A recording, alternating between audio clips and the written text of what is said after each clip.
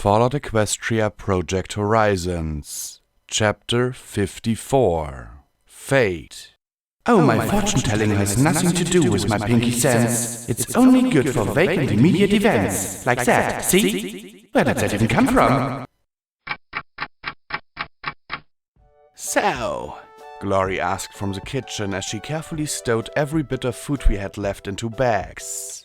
Is he safe? There was no question who he was. Rampage looked up from where she sat as a surly teenager adjusting the straps on her power hoofs. Safe? Deus doesn't do safe. He does more harm and less harm. Safe isn't applicable to him. She then started to put on the metal armor, which was still a size or so too large. I supposed having a size-changing body would be extremely annoying. She seemed to have a system of belts and straps to keep it all in place. We were rested and getting ready to move out with the sunset. All that was needed was to make sure everything was stored up.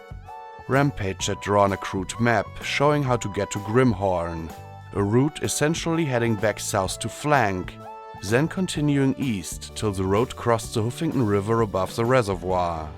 If all went according to plan, the Harbingers would see us go and not bother Chapel any longer.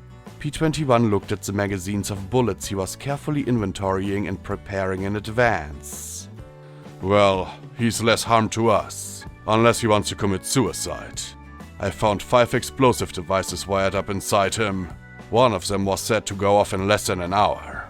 Whoever put him in that thing had been pretty methodical about it. First shot would have disabled the casing holding his brain and severed his connection to the tank. The second would have scrapped the life support, then the repair talisman, and finally the engine itself. Scotch Tape carefully stacked up her own supplies. Tools, duct tape, wonder glue, scrap metal, plungers, wire, some arcane electronics scrap, and capacitors were all arranged around her in a fan. How'd the zebras even shrink down a reactor small enough to fit in a tank? I can't figure that one out, the filly said, then passed the roll of tape to Boo, who caught it in her mouth and then set it into the bag. How'd Scotch teach her that trick? Better question is, where did the Harbingers get a tank in the first place? Twister asked as the Navarro Pegasus checked her power armor. Next to her, Sunset was loading her beam rifles with new cartridges. All our recon said the surface shouldn't have anything even close to that kind of firepower. She gave Glory another of those long, indecisive looks like she was trying to come to a decision. Maybe it was captured. Maybe they have a working facility making repairs somewhere underground? Glory hypothesized with a shrug. She held up a cyber pony cake to me. Want one before I pack them all away? Ah, if you insist. I chuckled. She tossed it to me and I caught it with my magic. Lacunai was outside, keeping an eye out for the Harbingers. No sign of them yet, but they were reforming and rearming. We had to get out of here before they made a second attack on me while I was still here. And if they tried to use Chapel as a hostage against me again, well, I think at that point I was entitled to go Yellow River on the Harbingers. Besides, given the defenses Chapel was building up, there'd be the chance of an embarrassing defeat by a bunch of fools. Those are going to make you fat, Blackjack, Scotch Tape opinioned with a snicker. I'm still getting things repaired. I'm a growing mare, I said, taking a bite. I chewed happily for a moment, then sighed. The real question I have is why he's coming with us in the first place. I don't think a radio-controlled bomb would stop Deus from killing some pony if he really wanted to. Rampage snickered and I looked at her. Rampage's follow Blackjack because she beat you theory aside, there has to be a reason. You knew him longest, Rampage. Can you think of any other reason? Deus wasn't exactly the most social war machine, Rampage pointed out. No pony besides Big Daddy and Brutus ever fought him hoof to hoof. Even Psychoshine never tried to take him on. Gorgon was the closest thing to a friend he had, and he was a mute monster pony. The young mare then stopped and frowned. What? I asked as I checked the wear on Vigilance. Some parts from some 12mm pistols had done it good, and I'd tried, mostly in vain, to polish it to its original sheen. An assault carbine would have to do for longer ranges. I'd all but given up on keeping a riot shotgun intact. Well, it's stupid, Rampage said with a flush. It's just that, well, I think he was scared of me. Don't get me wrong, I know I'm one scary pony, but you remember Deus. There wasn't a mare he wouldn't try and fuck if she looked at him wrong. After what Brass and Hightower had done to him, I could understand it. Forgive? No. But I could understand. He barely said 2 words to me in 2 years. But given how Rampage resembled Twist with her coat and her mane, it wasn't hard to imagine why. I wish I could just ask him, I grunted in annoyance. There are wires that connect him to a speaker, but he doesn't talk, P21 said with a shrug as he packed his things away in his bag. It never ceased to amaze me how he could hide entire grenades in his brushy mane and tail. Maybe it was kicking the medics, but he looked pretty good. Then again, he'd always looked good. Not flyer good, but still. He might be suffering from severe aphasia, Glory said as she tucked the last of the food away and trotted to her battle saddle, deftly slipping on the Gatling beam gun's harness. When she saw my sardonic expression of cluelessness, she elaborated. It's a speech impairment due to brain damage. Yes and no may be all he's capable of expressing. Or he's keeping silent, P21 suggested as he shrugged into a bandolier of 40mm grenades for persuasion. He glanced around, looking a little agitated, and checked the grenade launcher for the 3rd time. Rampage snickered. Oh, come on, Deus couldn't go 5 minutes without a cunt. P21 looked at her coolly, and the striped mare blinked. What? I'd appreciate it if you didn't use language like that around my daughter, he said primly. I shared a look with Glory and suppressed a laugh. Oh, really? What should I use? Rampage asked with a grin. Sugar spot? Vagina would be the most accurate, Glory offered. Hoo-ha! Twister suggested. A vertical smile? Sunset said with a grin. I usually just call it my turbine, Scotch said as she rubbed her chin thoughtfully, then looked at me. 'Cause it makes me hum. It seemed perfectly reasonable to me, but P21's mane seemed to twang a little like snapped wires. What? She asked, and the poor blue stallion looked so flustered that I decided not to chime in with my own personal nickname. Okay, that's enough talk of that, he said with a nervous grin, waving his hoofs as if trying to banish the topic. Oh, come on. Surely you have some little nicknames for your own equipment. Rampage teased, then shook her head as she looked back at Scotch, then at Glory. Aren't the sociosexual mods of stable ponies fascinating? She flushed a little, but then replied primly, Don't ask me. I spent my grade school being encouraged to prefer fillies. Boys for boys. Mares laugh. All kinds of slogans and stuff to keep us apart when we went into our fertile cycles. Rampage laughed and grinned at Scotch tape. Hell yeah! Wait till you start your cycle. Best and worst time of the year for mares. Then you'll call it your, I don't know, reactor or something. Rampage snickered, then sniffed the air. Smells like one of us is due right now. Knowing our luck, we'll all kick into cycle at the same time. That's always fun. I glanced at Glory, blushing furiously and giving a little squirm. Rampage turned and grinned at P21. What do you think? P21 sat there, eyelid twitching before he jammed his head on his head and his cheeks flared. He turned and marched out, shoving Boomer aside as he muttered darkly. The brown stallion blinked as he looked back over his shoulder. What's his problem? Property met reproduction on the battlefield and was promptly bent over and ratted, Rampage replied. She caught my glare and recoiled, then sighed and rolled her eyes. Fine, I'll apologize to his grumpiness. Powerhoofs clicking, she trotted out after him. Boomer took several deep breaths. Oh yeah, thought something smelled good. He gave a crooked grin. If any of y'all needs that itch scratched, well, I'd be happy to help out. There's a reason the ladies call me Boomer after all. He chuckled, remembering how close I'd come to gelding him. What a waste that would have been. Just because a mare's fertile doesn't mean she becomes a sex fiend, Boomer. Y'all know that. Twister said. I reckon not. To get to sex fiend takes a few drinks. The brown buck grinned and the mare flashed a little. Y'all better get back out there and keep an eye out for any hostiles before I remove that you're thinking with. Twister snapped. Sure, might need to adjust my armor though, he said with a laugh before he went back out. Flyers. Stallions. Twister muttered, then saw Sunset looking at her curiously and the russet mare flashed. It's not me. I'm at least 2 weeks from cycling. Is it that bad? Scotch Tape asked with a little frown. I gave a little shrug.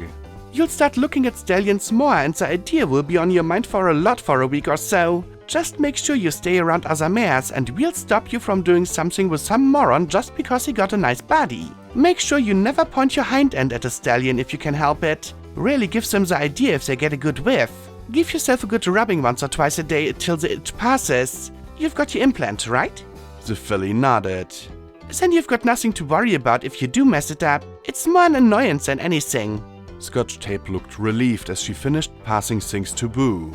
The last of the supplies were packed away. I kept looking at Glory as she completed her own packing and I trotted up to her. So, is it you? I asked, giving her a little nudge. No! She said as she blushed furiously, then pressed her lips together. Maybe. Finally she slumped. Probably. She sighed and rolled her eyes. Stupid biology. It's not like I'm attracted to him in any way, shape or form. It's just a dumb little thought that I just can't quite put out of my mind. It's not fair I've got a piece of anatomy nagging me to be a mummy. This is the worst time possible for me to have a kid. I gave her a little nuzzle. It's not a bad thing to think of down here. Just roll with it. She huffed at me, but finally gave in with a roll of her eyes. That a girl? Well, he is pretty nice, Glory said with a little smile. That's the spirit. Bisexuality. Double your options, double your fun. And Boomer was certainly nice to look at. Now you're thinking like Blackjack, I said with a grin. Maybe if she broadened her horizons a bit, I could go along for the ride with her? I think you'd make a great mom, Glory. I winced inwardly, hoping that she didn't take it the wrong way. But she didn't. Maybe someday. If things were normal and not so crazy, maybe. But it's probably just the hormones talking, she said, then looked towards the door with a wistful sort of smile. It wouldn't hurt you to experiment, I said with a nudge. I supposed I could terrify the brown stallion into behaving himself. Maybe, she said again with another little sigh. It might be okay with him. I doubt he'd hurt me. Her wings puffed out a little bit as she smiled, then trotted for the door along with every pony else. There's just something about Earth ponies, she murmured softly before closing the door behind her. I stopped in my tracks and blinked in shock at the closed door. Wait, what? There weren't any cheers as we climbed onto Deus, but everyone in chapel watched us go with an unfamiliar look in their eyes. Maybe it was the sight of the black and white striped tank with Mega Deus hoof painted by Scotch and Rampage in red across the front. Or perhaps it was the 3 Pegasi in ominous black Enclave power armor flying overhead with a purple alicorn. But every pony, ghoul and zebra watched us go with an odd expression I hadn't ever seen really before. Not fear, not joy. As Deus' treads rumbled along the road through the village, I looked out at all the faces gazing on and gave the smallest smile and a little wave back. I must have looked ridiculous. My reinforcements made wearing normal barding impractical, so some of Skystriker's plates had been duct taped and wonder glued to my augmented limbs to cover the gaps. Still, I saw something akin to open awe in Sekashi and Magina as we rolled by their cottage. Harpika, the ghoul maid, gave a bow and spread her dusty wings in a curtsy. Charity looked on, her normal calculating eyes watching me now with something more honest and sincere. Why are they looking at us like that? I asked as I flashed. Rampage looked at me. Are you serious, Blackjack? You don't know? I frowned at her. Me not knowing is nothing new. They keep staring at us. Not at us, Blackjack. Not even at Deus. Rampage replied. You. They're staring at you. Now I was blushing everywhere that wasn't metal. Me? Why me? What did I do? Glory sighed, smiled, and shook her head.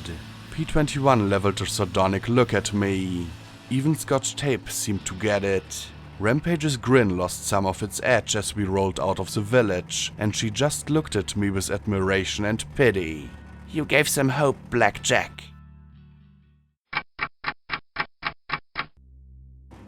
The last time I'd traveled between Flank and Chapel, I'd been running like a maniac to try and save Chapel from Sanguine.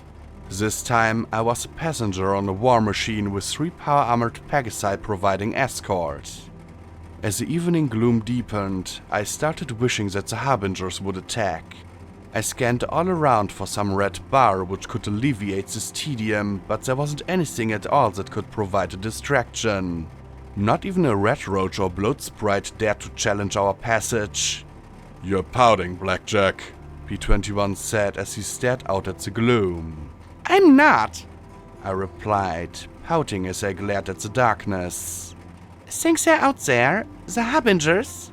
He shrugged, checking his grenade launcher. "I'm certain of it. They're watching us, thinking of ways to separate us from Deus, you from the rest of us. Maybe a lucky shot from those big guns of steel rains. Though they can't risk destroying EC-1101. Maybe when you go to that plantation. Dawn threw away her family and her life. She hasn't quit. Quitting leaves her with nothing." I sighed, looking out into the growing gloom, then glanced over at Glory, speaking in low tones with Rampage. She met my look with a momentary one of apprehension, then forced a little smile. When I didn't return it, her expression turned concerned for a moment. Finally, I managed a small, half-smile. Only then did she finally give me a sincere smile. She might have looked like Rainbow Dash, even had her athleticism, but she was still not far removed from the timid mare I'd discovered beneath that terminal. She didn't love me, and maybe I didn't love her. Life was a tempest, and she clung to me as the one and only constant in her life. The collar she'd put on me was a hollow symbol, a lie. But sometimes a lie was something to live for. Someday she'd find someone she did love. Someone who didn't hurt her all the time. Someone better. We might be together for days, months, or even years, but eventually I'd do something to drive her away. Then P21 smacked the back of my head. Ow! What did you do that for? I whined. "You're getting that look again," P21 said with a smirk as he tucked his head lower on his face. What look? I asked as I rubbed the spot where he'd hit me. He shook his head. "That look like you're trying to think and arriving at all the wrong conclusions. Relax, Blackjack. I'm sure that we'll be attacked sooner or later. Don't stress yourself till then." I huffed and then groaned. I can't help it. I get all wiggly when there's nothing going on. My metal legs kicked the air before I huffed and laid limply. I hate being bored. He glanced at me and chuckled. "Don't you have a memory orb you can go into?" he asked with a small roll of his eyes. I don't want to be all memory orbed if the Harbingers attack, I said with a sigh as we rolled along. "Then sleep," he said with a shrug. "Or whine more quietly," he added, then spat a grenade into the breech of his weapon and clacked it closed. I looked at him skeptically, but then sighed and closed my eyes. Really, how could anyone take a nap on a tank?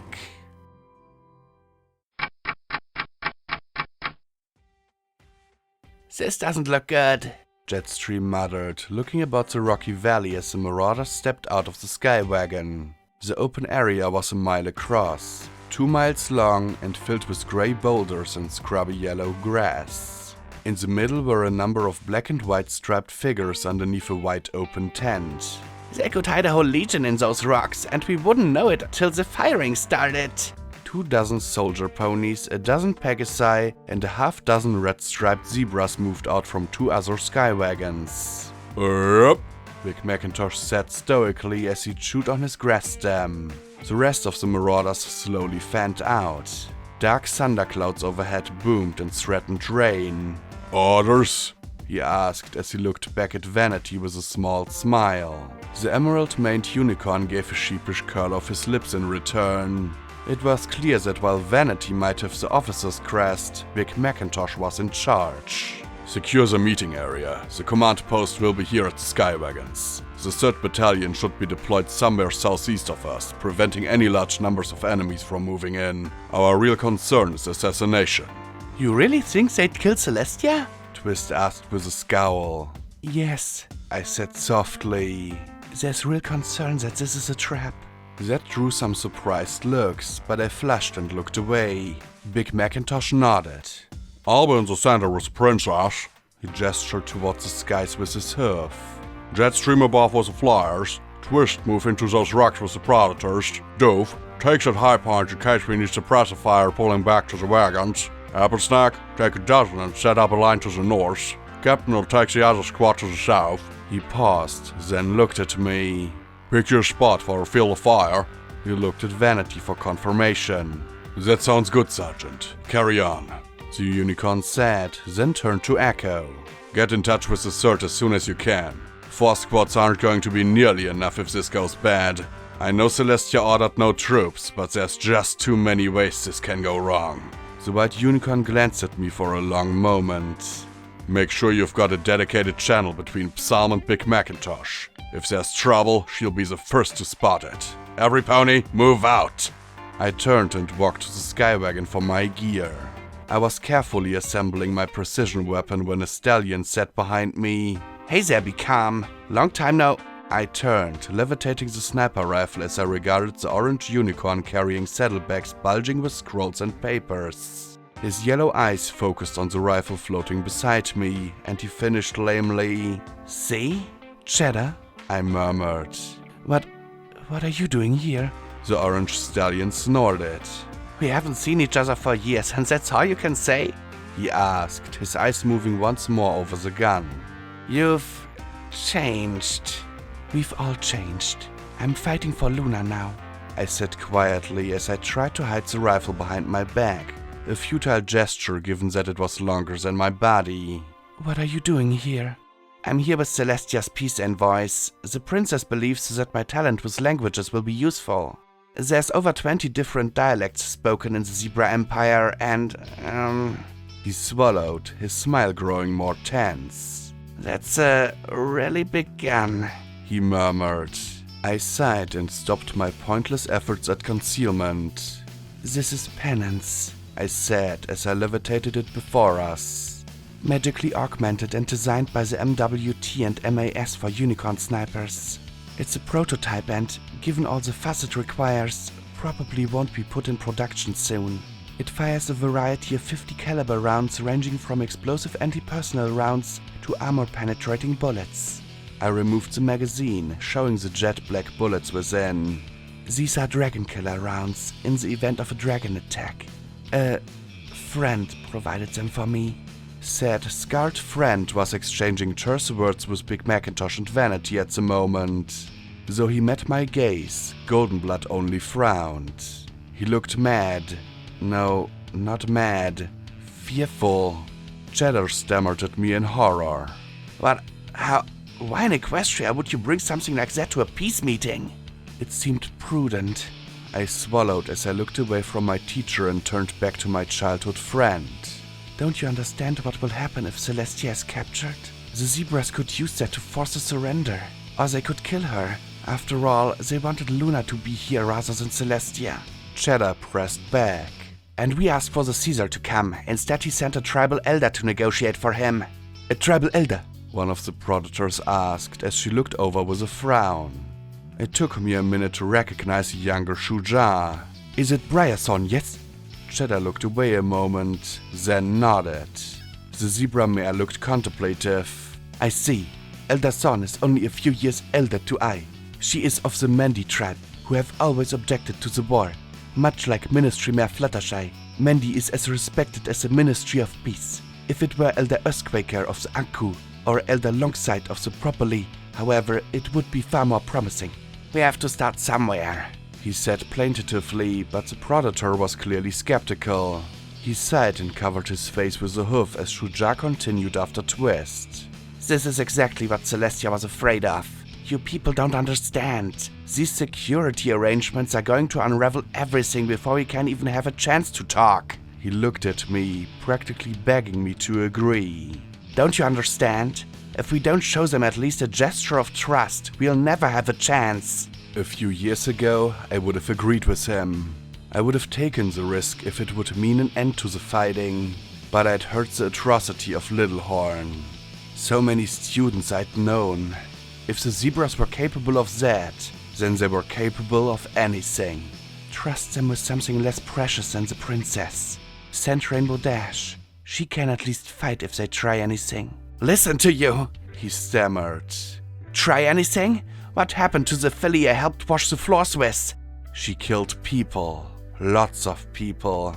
And if I just served Luna loyally and faithfully, everything would be fine. It wouldn't be for nothing. You can't understand. His eyes hardened. No, I guess I can't. Try not to let the zebras see you with that sing psalm. Contrary to what most ponies think, zebras revere their elders as much as we do the princesses, even if they are not from a fighting tribe. He turned on a hoof and trotted away. I knelt, cradling my gun. Everything would be all right in the end. I'd serve Luna and she'd forgive me. She'd absolve all my sins. Make all the zebras I'd killed worthwhile. Please, Luna. Please. I prayed silently. We'll need some marauders more than simple prayers. Goldenblood rasped wetly as he trotted up. Big Macintosh will be present at the pavilion. We can only hope that things get mired in bickering. He rubbed his face nervously. I can't imagine what Celestia is thinking. This is precisely why ambassadors were invented. The scarred and emaciated stallion looked even more frazzled than usual. Do you really think they're going to try and kill Celestia? If they think she's Luna, yes, he said as he paced a little back and forth. Everything is a mess in the back channels. I don't know if they think it's going to be Celestia or Luna. I've told them it's not Luna, but they'll question it. For all I know, they might think it's more likely after I warned them. Maybe it's sincere, I offered, mostly as a token to my childhood friend. Maybe they want peace. He snorted skeptically and shrugged as if peace was inconsequential. Perhaps. I'm more concerned about Celestia forcing this and negotiating personally. He ran a hoof along his golden mane as he stared at nothing. Maybe she's trying to atone for starting the war. This is some elaborate form of suicide. No, unlikely. But perhaps she wants to be captured. Maybe she sees this as a way to force a conclusion to the war. He rubbed his cheeks. Or maybe she plans to defect. She's never approved of the ministries or the expansions of the war effort. Always trying to nudge her way back towards power. He looked on the verge of a nervous breakdown as he stared with his bloodshot eyes into empty space. Have you talked to Celestia about it? I asked guardedly. He gave a hollow little laugh before breaking into wet coughs. When he finished, he gave me a wan grin. I'm not high on Celestia's friend list at the moment, or ever again. He rubbed his face. We can't let them take her. It will mean the end of Luna as ruler. Celestia is still frightfully popular. Don't worry, teacher, I said as I put my hoof on his shoulder. I won't, no matter what. He gave a sad smile. I hardly think it's fair to call me that. I've never taught you much worthwhile. Rocks and gems and medals. Hardly the education you deserved. You taught me about devotion and conviction, I said with a sincere smile. Don't worry, teacher. I won't let them take her. He sighed and nodded. I'll need to go to the radio wagon, listen to the back channels and see if there's any hint of what they're planning. I've never heard things so chaotic in the Empire since Luna took the throne. There's no telling what the Caesar is planning, or the elders, or the legates. He gave a wan smile. Equestria isn't the only place with shadowy politics. The zebra invented the damn game. His smile disappeared and he turned, trotting quickly to the radio wagon. I kept the gun floating at my side as I moved towards an ideal firing position, a rocky outcrop 500 yards from the tents. It gave me a field of fire overlooking the tents and beyond. I climbed up on the rocks and took a position where I could look between the stones. Most snipers worked in pairs of shooters and spotters, but few unicorns had the talent to levitate a rifle and aim it steadily for hours without straining their eyes or their horn. I raveled my cloak and spread it over myself and my gun. The magic couldn't match zebra invisibility, but it did manage to blend in with the surrounding rock enough to make me appear to be just another stone. One quick radio check with the sergeant and I was set. It was an hour later that the winged chariot arrived. In that time, I'd used my magic scope to pick out 3 dozen zebra ranging from sniper pairs to hoof specialists. Each location was relayed to Echo, who'd pass the information on to the rest of the marauders. Then brass horns sounded, heralding the arrival of the princess on her golden chariot. From the other side of the valley sounded ram's horns, and a young adult dragon flew over the mountains, landing and depositing a trio of zebras. The dragon then pumped his wings and took off once more as both peace groups trotted to the tents. I tracked the dragon till it disappeared back behind the horizon. Maybe this would be okay. From over the radio connection with Big Macintosh, I heard the envoys greet each other with chatter interpreting. Sweeping my scope over the valley, I watched as the elder zebra greeted the princess with clear surprise. Shuja had been right. The elder wasn't much older than myself. Still, from the security arrangements, they seemed to value the bead-bedecked zebra mare as more than just a throwaway. Over the radio, I could hear chatter talking back and forth. To hear Briarthorn speak, the war was becoming ever more burdensome to the Empire. More and more was being asked of the tribes to fight the Maiden of the Stars. Soon it came to the sticking point. Luna's rule was a non-starter. So long as she remained in power, the Caesar could not entertain the topic of peace. I watched Celestia through my scope, the magical lens peering through the tent at her. I saw the pain and indecision clearly etched on her regal face. I imagined it to be exactly how she'd looked after Littlehorn. I should have been watching the others. I spotted only a tiny bit of movement in the back of the delegation and a flash of green. From inside the tent came a pop, and suddenly a brilliant green cloud billowed up and filled the space. Everyone began shouting, screaming, and coughing as they struggled and milled about. The tent collapsed, and then, with a flare of magic, Celestia ripped the canvas and let the billowing smoke roll out. She swayed and collapsed as Big Macintosh staggered over her prone form. Cupcake! Code Cupcake! I shouted over the radio to Echo. The princess is down! Code Cupcake! I immediately started looking for targets in the delegation. Then things went from cupcake to road apples. The ground beside the tent collapsed and instantly zebras began swarming out of the hole. Many of them sported strange wings and took to the air as soon as they were above ground. I heard the orders coming fast and furious as the pony delegation staggered and flopped back around Big Macintosh, finding a new appreciation for the huge stallion. Yet one didn't. Cheddar waved his hoofs as he jabbered to the zebras who advanced out of the hole in the earth. The zebra envoys were shoved and kicked aside as the newcomers moved in on the fallen princess. The elder tried to move in beside Cheddar, snapping in rapid-fire zebra. Some of the zebra attackers, with almost contemptuous ease, scooped her up and tossed her onto another zebra's back, and she was swiftly borne away from the fighting. Get behind me! Big Macintosh thundered. No, please! Peace! We want peace! Cheddar shouted as the zebra attackers advanced. Have it! The stallion replied calmly. The powerful zebra rose and brought his hoofs down in one thunderous stomp that exploded my friend's head like a grape. My round returned the favor a moment later, the enchanted bullet magically punching a hole the diameter of my hoof through his head. I'd fired before his blow fell, but the distance had prevented my friend's salvation by a half second. Forgive me, Luna, for I have taken the life of another. Chaos reigned as the zebras engaged the security force on all sides.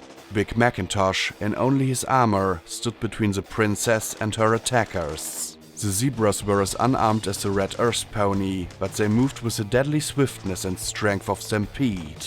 4 on 1, they flanked and surrounded the stallion who met blow with blow. The zebras, however, had to keep back and moving. They knew I was out here. No doubt a sniper was looking for me this second. I couldn't count on headshots, but I could punch a hole through any zebra that dared to stop for more than a moment. Where's the 3rd Battalion? I heard a shout over my radio. Was it Vanity? We are pinned down! Doof's minigun maintained a spray of firepower at any zebra that dared to get close to the skywagons. The grey stallion bled from a dozen holes, but he only stopped firing to chuck a healing potion and let some pony reload the gun. Overhead, Jetstream and the other flyers worked to keep the bat-winged zebras from spreading out and assuming air superiority. Twist and the Predators moved through the rocks, taking down the sniper teams as fast as they could, but they were still after the princess. If they managed to get her, they could flee back to zebra territory if the surge wasn't in position to stop them as planned. It was a huge window, and there were far more zebras in the valley than our own people. Something heavy landed on my back, hoofs trying to grab my head through the cloak.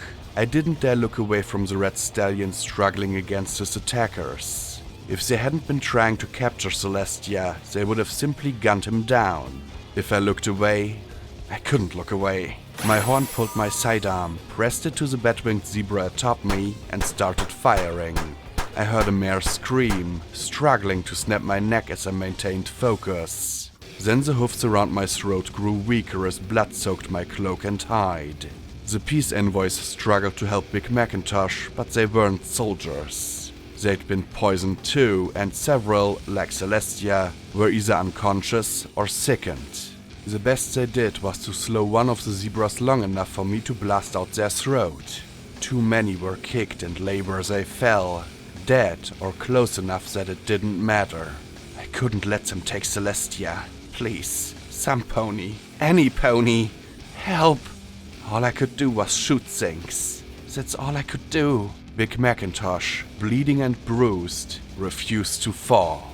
His coat shiny with blood, standing to protect what were likely broken ribs. One eye matted with blood, he stood on. He would not fall, could not fall. One of the zebras darted in for a shattering kick, but the stoic pony took the blow and grabbed the hind leg between his hooves. The zebra struggled and flailed, and my round punched through his chest. The last attacker made a charge on the injured red stallion. As he was beaten by a dozen savage blows of horrific strength, I felt an icy certainty that he would fall. Celestia would be taken, the war would be lost, and Luna would be ruined. I couldn't let that happen. I tried to lead the shot, but the blood of the slain zebra dripped into my eyes and smeared my vision with a single blink. I fired, but my shot went wide. No, I whispered in horror, tears dripping as I struggled to adjust my aim before it was too late. Then, despite all his injuries and the debilitating poison, Big Macintosh turned as if to run. The zebra let out a scream of triumph, but Big Macintosh's body wasn't set for flight. As the zebra dropped to attack, Macintosh's hind legs pulled back and unleashed one final immense kick that connected with shattering force. The striped stallion careened away and hit the dirt, laying prone on the ground like a sack of broken bones and meat. Then Big Macintosh collapsed on the grass beside Celestia, but he wasn't done. I could see another 24 zebras racing towards him from the head of the valley. They were only minutes away. we need evac for Celestia and Big Macintosh now! Right now! I cried out as I shoved the zebra corpse off me and struggled to clear my vision. We're pinned down! Apple Snack snapped. Can't move 2 steps without the damn stripes climbing all over us! It's hoof to hoof in these rocks! Shouted Twist, followed by a battle cry. Damn zebras have reinforcements! We should be there in 5 minutes! Vanity swore. I looked at the striped attackers racing towards the ruins of the tent. Big Macintosh and the princess didn't have 5 minutes, and from the firearms the zebras brandished, I doubted they'd let Big Macintosh get off another kick even if he was in any state to try. I checked my ammo. 2 rounds left. How'd I gone through it all so quickly? You've got to get Celestia out of there, Macintosh. I said as I slid the magazine into place and pulled back the bolt. Please, we can't let them take her. Nope. He replied simply as he rose to stand over Celestia once more, and then his rear leg gave out and he slumped beside her, grimacing in pain. Can't get myself out of here, yet alone the princess. Just got to the life of vanity. I entertained the wild notion of somehow running the 500 yards and carrying them both to safety. A mad idea. Madness. There was only one thing to do. We can't let them capture her, Big Macintosh. I slowly moved my aim down till it was pointed at her unconscious royal head.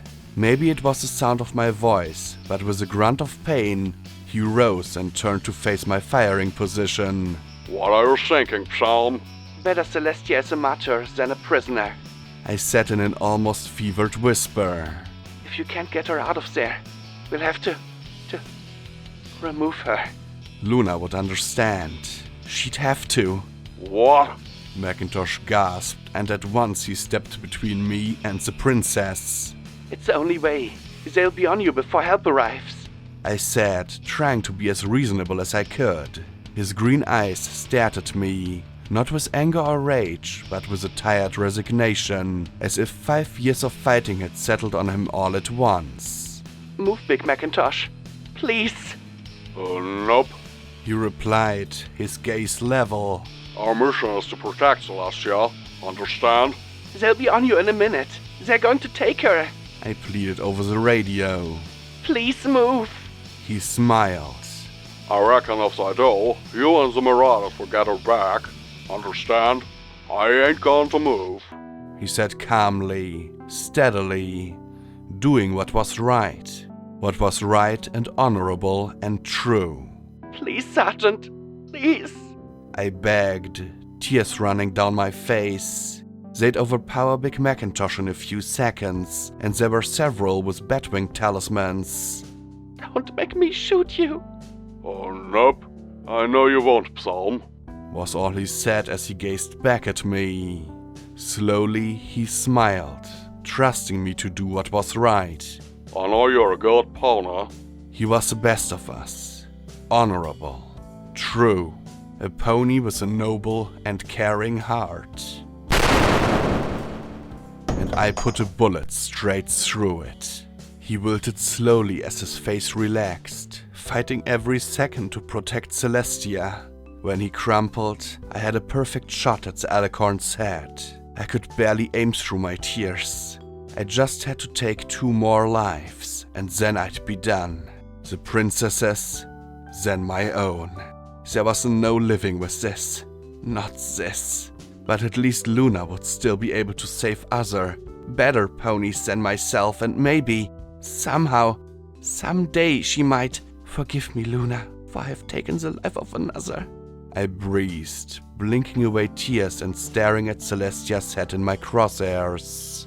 Then the skies were split by a ripping boom as a dozen trails of crackling clouds coursed through the air, led by a single rainbow vein. Like streaking missiles, the shadow bolts broke formation and engaged the zebras with terrifying speed and force. Rainbow Dash herself looped like a rainbow-maned goddess of death and slammed right into the body of Zebra racing for Big Macintosh and Princess Celestia. The blast scattered them far and wide as polychromatic clouds rose from the impact crater. At that point, the fight was over. The shadow bolts finally made the zebras give up and retreat with their elder. I just watched from 500 yards away as the marauders raced towards the blasted pavilion, hugging pennants to my chest and rocking as I stared. I could barely make out Apple's next through my tears, but I couldn't miss his howl of pain as he threw away his gun and knelt beside the fallen pony. I heard Twist's painful sobbing, punctuated with thumps of hoofs against unfeeling rocks, Jetstream's stunned denials, and Doof's obscenity-laden rant. Echo was murmuring in a stunned voice that Sergeant Big McIntosh was down. That was when I promptly leaned over, vomited, and shut out the world and what I'd just done. The shadow bolts found me and carried me back to the wagons, where I sat apart and hugged my rifle. Celestia was flown away, pain and sorrow etched into her features. I had doubts she'd ever attempt anything like this again. All any pony could do was weep and rage for the fallen hero who'd courageously placed himself over Celestia's body to take the bullet. No pony had yet figured that the direction was all wrong to be a zebra sniper, or that the bullet had been one of mine. Only Goldenblood looked critically at me as I curled up, clutching penance, praying for some salvation I didn't deserve. The scarred, exhausted stallion trotted next to me. What happened? Was all he asked. I thought they were going to take her. Luna, forgive me. I begged him to move. I whispered. His golden eyes met mine, and I broke, sobbing hysterically. He wrapped his hoofs around me, holding me close. One damned pony commiserating with another. I woke to Glory shaking my shoulder and started, looking up into her eyes. She killed him, I whispered. What? Killed who? Glory asked in confusion as I sat up, my body aching. Tanks needed to come with mattresses. Big McIntosh. I saw how he died, I said as I tried to shake it. Such a pivotal moment. Had Big McIntosh lived, would Twilight have left the Ministry of Arcane Sciences? Would the world have blown up, or would something else entirely different have happened?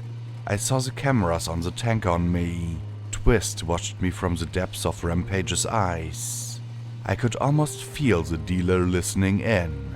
It surprised me when Twister said from above, Yeah, killed by a zebra sniper at Shattered Hoof Ridge. Horrible fight. It's said he leapt in front of the sniper to shield Celestia from his bullets. His funeral was probably the most heavily attended in Equestrian history. If several elements of the 3rd Battalion hadn't turned traitor, it never could have happened. The Pegasus looked down at me. What? A mare can't have a fancy for military history? History isn't always what the books say, I murmured as I looked away, then frowned. Deus revved his engines. Was it just me, or did his motor sound annoyed? I scowled and looked around. Where the hey are we? On the edge of the Badlands, Rampage said with a yawn. You missed flank. Place is a wreck with Caprice gone. I swear, in 5 years they're going to be nothing more than a gang of dragged-out fiends infesting the ruins, the mayor said contemptuously. Even though it was the middle of the night, my eyes could see well enough to make out the oddities in the terrain. It looked like some pony had taken an immense pencil and drawn lines back and forth across the land to the south. Walls of crumbling concrete and rusted heaps lay scattered as far as I could see, some long-abandoned rifles rusting silently away. Many of the lines were muddy ruts and ravines left in the landscape. Rusted artillery pieces lay with their red barrels threatening the skies. And there were bones. Everywhere I looked were bones and skulls sticking out of the earth as if the remains struggled to keep fighting each other. A reek of sulfur hung in the air, and patches of dense mist skulked along the deformations in the crinkled land. It's a battlefield, I muttered in stunned disbelief. Not the. For almost 4 years. Everything from here to Dawn Bay is a mess of trenches, bunkers, fortifications, and bases, Twister said in a subdued voice as she hovered above. Surfers are idiots, Boomer commented, punctuated by a yawn. It was genius, Twister disagreed. It's estimated that almost 3 million zebras died assaulting Huffington, while pony casualties were less than 200,000. That's 3 million that weren't attacking Mainhat nor Canterlot. Huffington was such a critical target that they simply couldn't ignore it. But this place was more than just a military target. A cursed city, Nightmare Moon's city, the Maiden of the Stars city. And looking at all the sorrow this place had wrought, who could say that they were wrong? The Tocomare was here, and if the zebras were right, it was something far worse than just a machine. The idea of something so mind-bogglingly powerful staggered me. And if it was just some superpower source, what would happen if Cognitum or Dawn got their hoofs on EC-1101 and used it to control that kind of energy? Would anything stop them at that point? I'd seen the dormant factories underneath the city and the machines moving on their mechanical trains back and forth. Sweet Celestia, I hated this place. To the northeast, I could see a massive lake, so large that I couldn't see across it. In the growing gloom, I looked at Twister and gave a little frown before asking, What do you know about Nightmare Moon's battle with Celestia? The Pegasus stared, nonplussed, and I felt a little apprehensive. I remember hearing that she fought Celestia here. Twister and every pony else looked a little surprised by that. Wow, that's ancient history.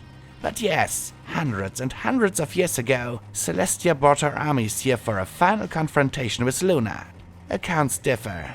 The one I like is that Celestia punched through into the valley but was cut off from her main forces. Apparently every pony expected a duel to the death atop Mount Hoof, that big granite knot at the south end of the core. Somehow, Celestia banished her sister to the moon instead and scattered Nightmare Moon's bad pony forces back to her hidden citadel. How do you hide a whole castle? Scotch Tape asked curiously as she perched uneasily atop Deus's turret. Given that Luna was Princess of the Night, I could only imagine. No pony knows. It's said that ponies could only find it with the express permission of the princess or her top generals. Twister gave a small shrug as she flew beside the tank. Regardless, it was so long ago that no pony knows how or why things happened back then. My thoughts were interrupted by the sight of a bridge spanning a narrow in the reservoir. The sight of the cantilever structure made me look at Deus. Is it going to hold him? Rampage snorted and rolled her eyes. Blackjack, given all you've seen, how can you doubt Equestrian engineering? Even after 200 years, it's probably as strong as it's ever been. When you have 4 anchors for legs, then you can tell me not to worry, I said with a scowl as I walked to the front of the tank. When Deus stopped, I hopped off and trotted ahead. Just let me go a little bit ahead and check for weak spots. Glory landed on one side of me and P21 trotted up on the other.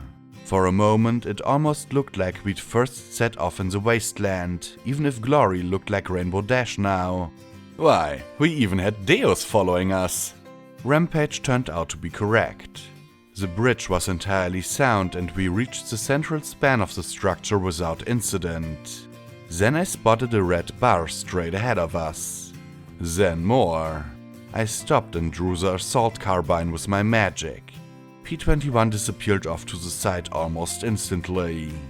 Looked like the Harbingers had picked an excellent place for an ambush. Looky here, 2 fine ladies wanted to use our bridge. A unicorn stallion called out as a half-dozen bandits trotted out from behind the cover of a rusty skywagon laying on its side in the middle of the road. A mustard yellow unicorn wearing patched-up spiked barding gave a cocky grin as he approached. His black mane pulled into something that might vaguely be a style. Then his eyes landed on Glory. With a Rainbow Dash impersonator, whatever is the wasteland coming to? A badly scarred brown earth pony stallion stepped up next to the unicorn as the first pony twirled his goatee with a hoof. He eyed us both in wary confusion. Snide? Shouldn't they have Brahmin if they're traders? I mean, she's got a BB gun and her legs are metal. Maybe we should let them by? Nonsense, the unicorn said with a toss of his head as he looked at us. The toll is 100 caps each. If you two make like good little ladies and don't raise a fuss, we'll let you go without trouble. He smiled broadly. You have my word. That means we take all their money, right, Snide? The scarred brute asked. After they take it out and stuff? Oh, do shut up, numbskull! The unicorn snapped. You're just robbers? I asked slowly as I looked at the half-dozen ponies. You're not with the Harbingers? My, some pony is slow on the uptake. Snide snorted, rolling his eyes and getting a chuckle out of his men. Now make like good little ponies and hand over the caps. I gave a crooked smile to Glory. With SATS we could vaporize a lot of them in a flash. Maybe you should listen to your friends there. Haven't you heard about a cyber pony trotting around here? Calls herself Security? Yeah, right. Every pony knows that security never comes this far south. Snide said with another snort. I don't know, Snide. I mean, she does got the metal legs. The big one rubbed his chin with a brass hoof. I really think we should just let them by. See, that's where you messed up, numbskull. You used the word sink. The sinking is my job. He turned back to me and sighed, rolling his eyes once more. Good help is so very hard to find. Now, where were we? I sighed and rubbed my face. Look, I understand that you're just trying to get by. I do. And if you actually protected travelers as they crossed, I probably wouldn't mind. But your friend is right. I am Security, and if you try and shake me down, it's going to go very badly for you. Please, do you really think you're the first mayor who's claimed that? If we let every pony saying she's Security through here, then we might as well just throw the towel. He squinted at my legs. Probably sheet of metal. And Security's legs are white, not black. Or so I heard. But there was one in the back, a dirty brown stallion with a pair of hoof cuffs on his flank, who seemed to have second thoughts. A terrified, haunted look crossing his face. He didn't just think I was Security. He knew me.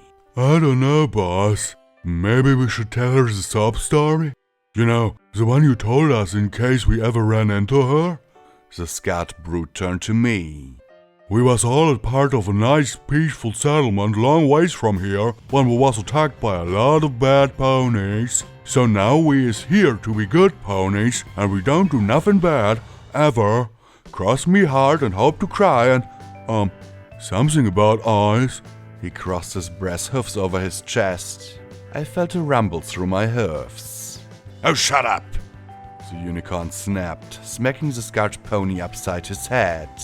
We only tell that story if we're sure it's Security. Now get over there and take all their caps, you idiot. Then the lot of us were painted by Deus's headlights. The two cannons and machine gun turrets oriented right towards a band of raiders. 3 power-armored Pegasi and an Alicorn flew above him like an avenging wing of death. Rampage lounged on the hood in her spiked armor, pressing one hoof to the metal just hard enough for the magic talismans to release one small arc of electricity. We got tired of waiting. Snide gaped at the sight of more death than he'd probably ever seen pointed at him in his life and then stared at me, his pupils constricting to points as he adopted the rictus grin. Loveliest settlement you ever saw. Most peaceful ponies in all the wasteland we were. Skip it, I replied with a small smile. Quick, use a failsafe! Snide shouted as he whirled to run and was struck in the face by a chunk of metal tossed by P-21. Your failsafe was garbage, the blue pony retorted. 10 fragmentation grenades and a half-dozen bricks of C4 wouldn't even dent the underside of this bridge with your layout. Oh, that's good to know. Snide held the scrap of metal in his hoofs and then dropped it as he turned back to me. Oh fine, you got us. Another scourge of the wasteland destroyed. Huzzah, just make it quick. I just sighed and covered my face. Contrary to popular belief, I don't play judge and executioner. I haven't heard anything about a band of raiders raping and murdering everyone trying to use this bridge. If I search that skywagon, am I going to find a bunch of raped and brutalized ponies? I asked slowly. What? No! Snide said quickly, looking repulsed and uneasy. We can go to flank if we want that. We're just trying to get by. He finished lamely as he spread his hoofs. And I can respect that, I said in low, reasonable tones. In fact, if you keep this bridge safe for travelers, I imagine most wouldn't mind paying a small fee. When his gaze turned sly, I added, small, reasonable, manageable fee. He immediately bobbed his head, the relief evident as it spread across his face. Glory leaned in. Are you sure this is okay, Blackjack? No, I replied, trying not to look uncertain. But I'm not an executioner. I've worked with gangers before. I have to give them a chance. But the brown Earth pony stallion was still acting quite skittish, and finally it got on my nerves. I looked right at him and snapped, Is there a problem? He didn't answer, but P21 did. You! The Earth pony shouted as he charged the Wastelander. The others watched in astonished bafflement as the blue Earth pony slammed the brown stallion against the rails. Get off me! He spluttered in anger, but I saw the fear in his eyes. Eyes that were on me. He's from the Seahorse! P21 shouted. He's one of the stallions you spared! A strange calm stole over me and I felt a wire drawn tight inside me. I see. Was all I could manage as my horn slowly lifted vigilance. Tell me, this pony, has he raped anyone the last few days? Shut up! The brown Earth pony shouted. What? Clink? Snide looked at the brown stallion in bafflement. What if he did? Because I gave him his life once when he wronged me. I was astonished by how calm I felt. Serene even. So tell me, has he? Snide coughed and looked away. Well, you see, one can't be that picky recruiting help and... 'Cause he did. The confused, scarred stallion frowned and answered. That Caravaner's daughter, remember? Wanted to keep slaves and all. Shut up! Clink screamed as he shoved P21 away and started to run. My bullet flew with all the accuracy of SATS right through the back of his rear right knee and he collapsed, screaming. I'd screamed like that once. Recently. Slowly I advanced with sublime calm. Screaming obscenities, he flopped and writhed, and yet I had no problem blasting another kneecap. Please! He begged as he tried to shield his face. You said you weren't an executioner. Please! He cried out as I calmly advanced. Be kind. No, Fluttershy. Not this time. Do better. It's not for me to do better. It was him.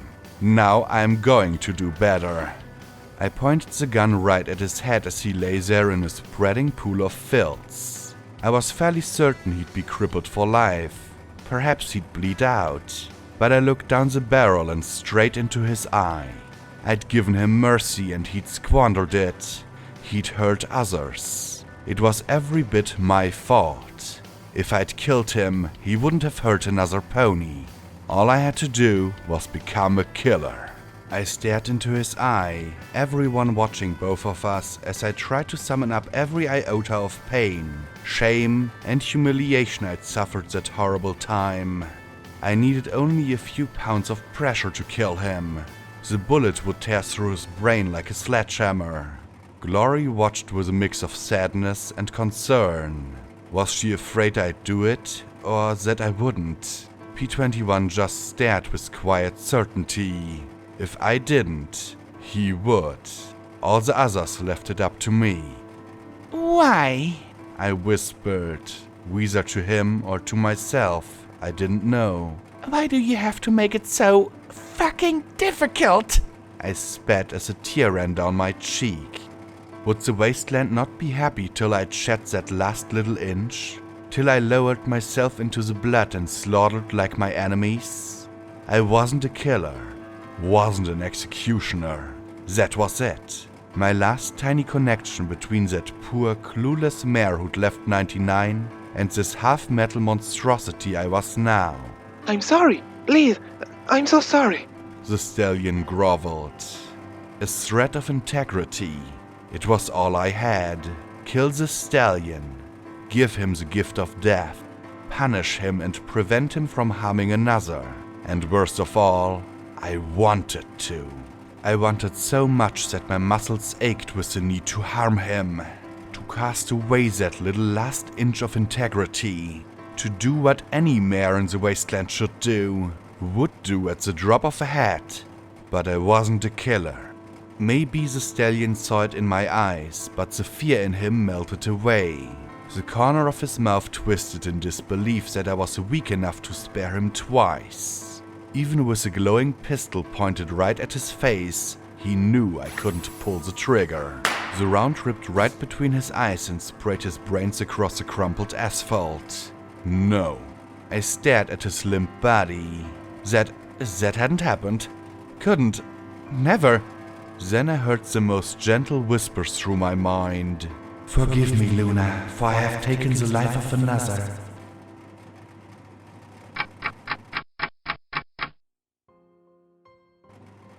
I didn't talk to any pony for almost an hour after that, walking along behind the tank and lost in my own thoughts. Glory tried talking to me every few minutes before giving up and leaving me alone. Snide had promised everything from his firstborn to his mother not to be next. Apparently, summary executions were quite persuasive. No wonder they were so common. If I'd just started killing people from the outset, the hoof would probably be fixed by now. Unfortunately, my friends didn't seem to remember that I had augmented hearing. I'm sure that Blackjack will be fine, Glory. You said that if you ever came across any of those four that you'd kill them too. Rampage said. I know I said that, but I didn't think Blackjack would do it. Glory retorted. She's always been so adamant on not being an executioner. Yeah, softest heart in the wasteland. Rampage drawled. Look, every pony has to bust their murder cherry eventually. Blackjack finally popped hers. She'll get over it. I didn't want to get over it. I didn't want to do it at all. You know something's wrong with Blackjack, though. Glory said with a glance back at me. She's changing. I can see it. We've all changed. You're Rainbow Dash now, remember? Rampage said. Please don't remind me. We're moving so slow it makes me want to scream. Glory replied sharply, then sighed. I don't know. I worry about her all the time. It's like there's something inside her and it's twisting and turning her about. If only she'd talk to me. If you only knew, Glory. If I only could. It boils down to this. Do you trust Blackjack? P21 said to the others. Pick a day. Sometimes she's so good she makes me scream. And then she pulled something like this. Rampage replied. I know I'm the group back of crazy, but you have to admit that BJ's right up there with me. I waited to hear Glory disagree with her. Her silence contorted inside me. We just have to be there for her. As simple as that. P21 replied. As much as she's been there for us. It will work out. Glory said with one last glance back at me and the smallest smile. She still had hope, even after everything I had done. You know better. The dealer rasped beside me. I looked at the gaunt, pale stallion with a twinge of annoyance. How easy it was for him, riding along in my pip-buck, when I was the one who pulled the trigger. What do you know? I snapped back at him. That it's wrong to kill ponies? That I should try and do better? That... I saw Glory and everyone looking back at me oddly and said sarcastically, I'm just talking to the invisible pony that lives in my pip-buck, folks. Every pony just pointedly looked away. What you should know is to skip this whole cycle of hating yourself and then pitying yourself. It's really not healthy and it makes you really whiny. He said as he walked along with a scowl. If Clinking lived 2 centuries ago, he would have spent the rest of his life in high tide, or worse. There was always worse towards the end. And I know his victims wouldn't have shed a tear. I killed him! I finally snapped and gone full crazy town! He cocked his head. I have Psalm in my dreams, and now I'm hearing her in my thoughts when I'm awake. So between her, and you, my brain is getting pretty damned crowded at the moment. Dealer just looked at me with a mix of patience and resignation. Did you know it was Psalm who shot Big Macintosh, not a zebra? One of your own, trying to kill Celestia. I gave a little scream and smacked my head with a metal hoof. And now that thing is inside me. I'd pitied Psalm. Now I was turning into her. I knew. I'd heard the transmission, he said grimly. But Big Macintosh's body wasn't even cold before the report went out. There was no investigation of his death. It wasn't even a day before Goldenblood disappeared her into the OIA. And you didn't tell any, Pony? Who would I tell? Pinkie Pie, a rarity. He snorted. Every pony wanted to believe it was the zebra that killed Big Macintosh. So it was. The triumphant hero sacrificing himself for the greater cause by protecting the princess. I would have labeled a crackpot conspiracy theorist, or worse, disappeared myself.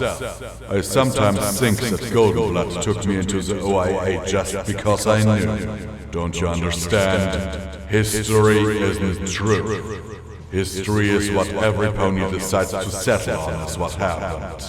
But behind that, there are 1,000 little causes and twists and permutations in the cracks that shape events.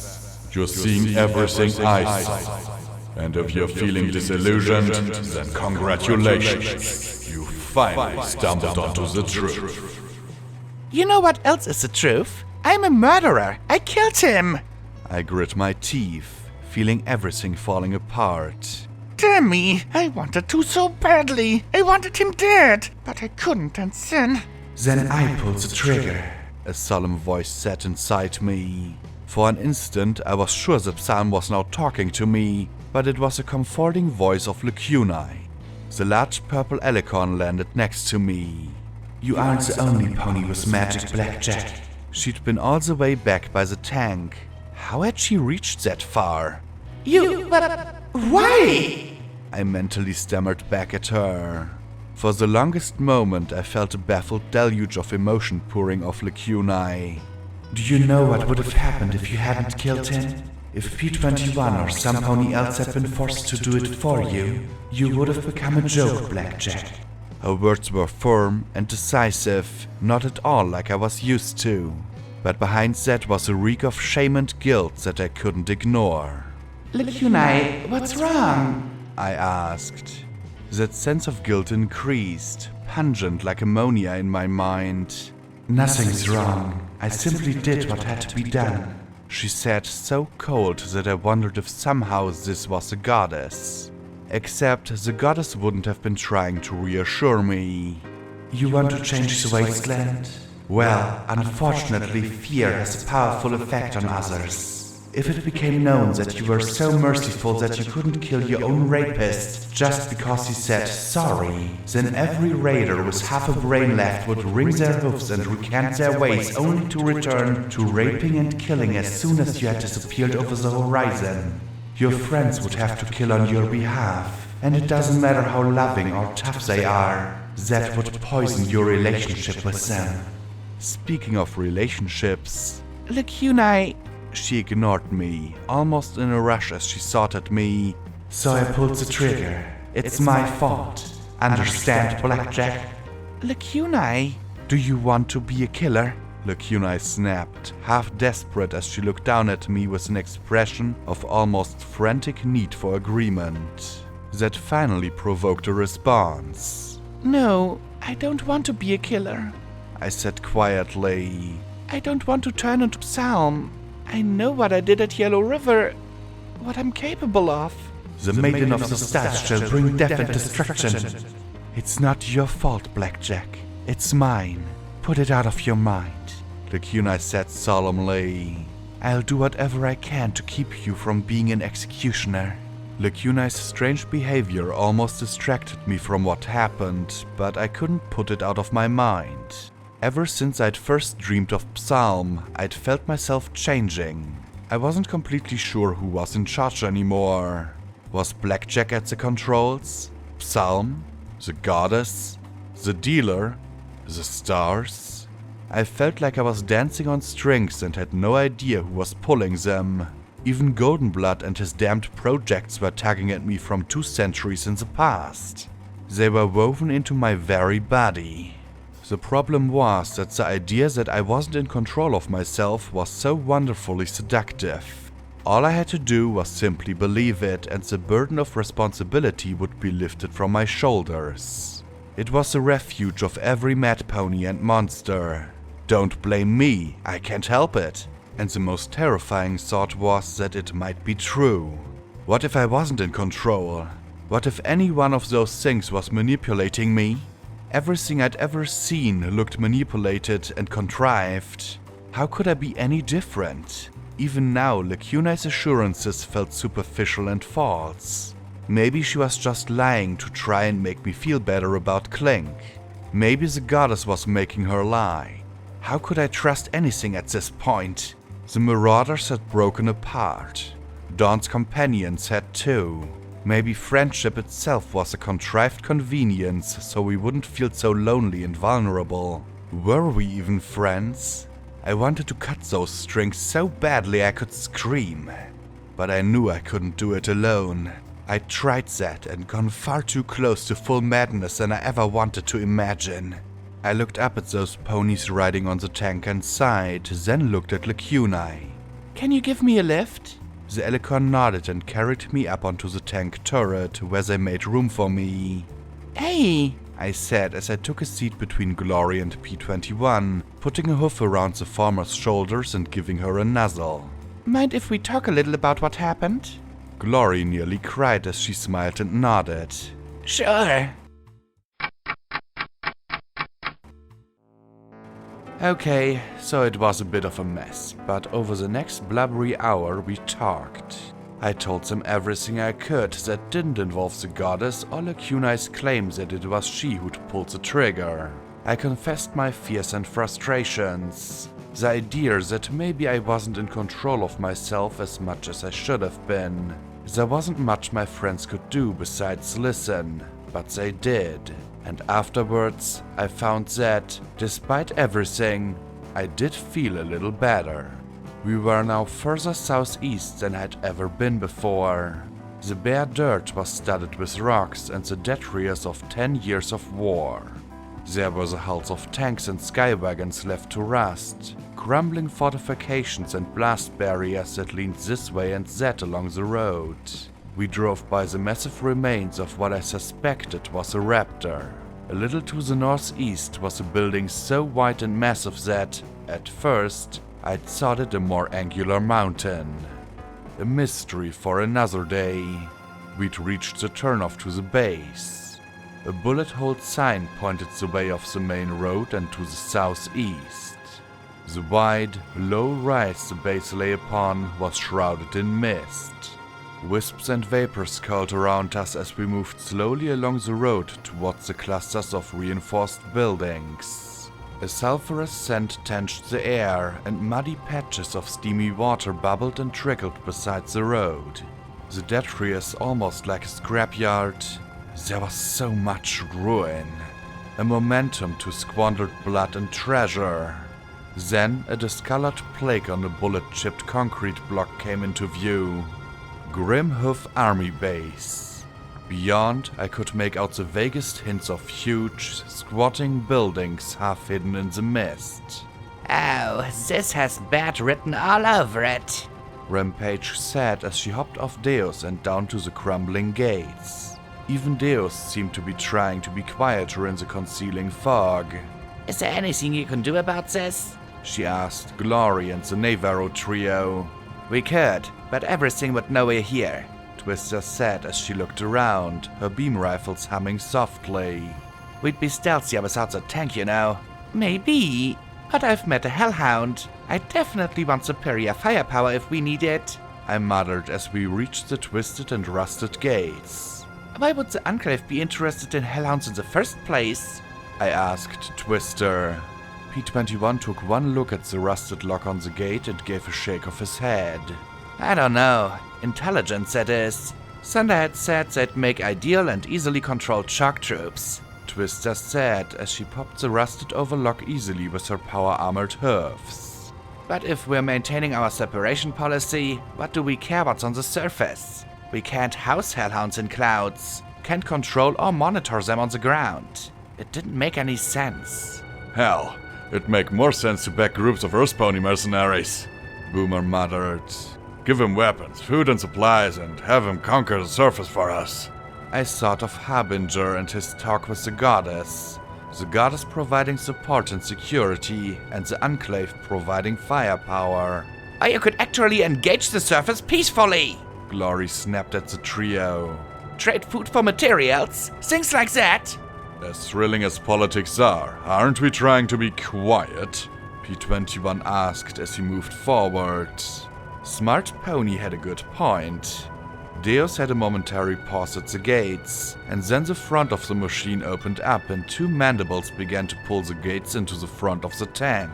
Though I winced at the popping and jingling, it was over in just a few seconds. I guess that was how the tank recovered metal for its repair talisman. Since nothing came after us immediately, I guessed we'd dodged a bullet. Moving into the base, it was clear that these reinforced buildings had been heavily targeted by the enemy. My red meter began to tick immediately and spiked whenever we drew close to the hulking structures. Some looked as if they'd been directly targeted by tactical balefire weaponry. The concrete blackened and the reinforced steel melted and warped. There were larger weapons that had been reduced to distorted figures of rust. Their twisted barrels thrust defiantly upwards in the mist. And there were red bars. Everywhere I turned, there was a red bar moving this way or that. Were there Enclave Pegasi flying silently in the fog above us? Were hellhounds hiding in the ruined hulks of the structures around us waiting to spring an ambush? The quiet rumble of Deus was the only sound I could make out.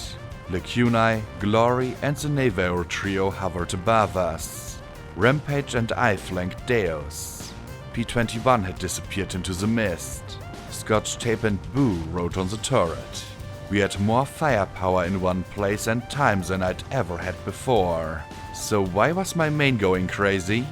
Scotch Tape began to struggle with Boo, and the olive filly said as loudly as she dared, Blackjack, what's wrong with her? Settle down, Boo! But Boo wasn't settling down. She struggled to get away. Away from what, though? Deus was the safest thing around. But I trusted the white pony's instincts and said, Let her go! Scotch looked at me skeptically, then released the blank mare. She immediately scrambled off the tank and backed away from it. And then she suddenly looked down and jumped aside. Then jumped yet again, like there was something wrong with the ground. Dogs dig. I watched her and then slowly knelt down, turned and pressed the side of my head to the cool, wet asphalt. For several seconds I felt completely ridiculous. Then I heard it. A deep, hollow scraping noise, followed by another and then another. Then there was a pause, followed by the whine of a magical energy weapon being primed right beneath my head. I fell back just a second before a crimson beam tore up through the asphalt and into the sky. They're below! Was all I got out before the ground exploded and a massive canine monster tore through with one claw while the other brought the largest energy pistol I'd ever seen to bear. I floated out Vigilance and jumped immediately into SATS, firing 5 rounds into its snarling brownish-black face. The bullets turned its face into a bloody ruin of meat and bone, but they didn't kill it. The beast wasn't even injured enough to retreat. Instead, it clawed the air in front of me, claws ripping 4 furrows in the asphalt as it began to fire wildly. The energy weapon crackled with unstable malice as it unloaded again and again. There were 2 more pops, and 2 more hellhounds emerged from the asphalt, bringing even larger magical weapons to bear. The scarlet beams flamed in the air as they tore up at our flyers. The radiation pouring from those holes spiked my pip-bug. I didn't want to imagine the source. Every one of the hellhounds wore a bizarre chrome helmet that seemed out of place with their crude weaponry and claw-cut and hammered armor. Overhead, Lacuna carefully sighted down her scope, ignoring the hissing hellhound energy weapons as she sent armor-piercing steel through their skulls like a smiting goddess. There was a desperate edge to her telepathic voice that belied the cold expression on her face. No more, she repeated over and over again. One of the emerging hellhounds started to strafe in my direction, and Lacunae actually shouted aloud, Leave her alone! Before blowing his head apart in a shower of brain and skull. Deus gunned his engine, his machine guns swinging forward and spraying the hounds in their holes, but they disappeared almost instantly, as if ready for it. I pressed myself to the ground and fired the entire 10-round clip into the hellhound in front of me before it finally dropped back into the hole. Victory? No. Boo, standing wide-eyed at the walls, still appeared as scared as before. They're not gone! I called out as I loaded a fresh magazine filled with armor-piercing rounds. Then the wall of the massive building beside the tank gave a crack and detached from the rest of the structure, tipping slowly at first as the foundation crumbled. P-21 ran up alongside the tank and Scotch Tape jumped onto his back. The filly clung for dear life to him as he beat a hasty retreat. Just behind him, the great slab of wall fell like a descending drawbridge and with a squeal of metal and explosion of dust collapsed onto Deus. I'd have been concerned about P-21 and Scotch Tape, but even with his burden he practically danced around the chunks while I scrambled for safety. The pair disappeared in the cloud of pulverized architecture. Emerging from the gap left by the fallen wall were 4 more hellhounds. 2 dropped to one knee behind a chunk of rubble and sprayed the skies with a hissing, crackling Gatling variety of beaminess, while the other 2 lunged for Rampage and me. The heavily plated hounds dragged their claws along the asphalt, the long edges of their talons filling the air with an ominous scraping as they closed the distance. Rampage didn't wait for the hellhounds to close. The adolescent mare roared a challenge of her own and charged. She leapt and smashed all 4 power hoofs against the first hellhound's face. The energy cells discharged, blasting her away to backflip through the air and land as the hellhound staggered. Rampage wasted no time, charging again right between the hellhound's legs and running the serrated spine of her armor against something quite tender that tore a howl from the hound. The razor wire woven into her tail caught in the matted crotch of the beast, and with a yank pulled the hellhound to sit on the broken pavement. Rampage then rose and brought down her hoofs in a flashing storm of blows to the hellhound's neck and skull till something cracked inside. I didn't have the luxury of her size or pointed edges as I drew my silver sword and swung it in a futile effort to keep the beast attacking me at bay. Even though the edge was sharp enough to cut through the heavy steel plating, I didn't have the medical strength to push it through on my own. The hellhound leered as I danced back, the razor-sharp claws of one hand slashing around as I tried to block the other.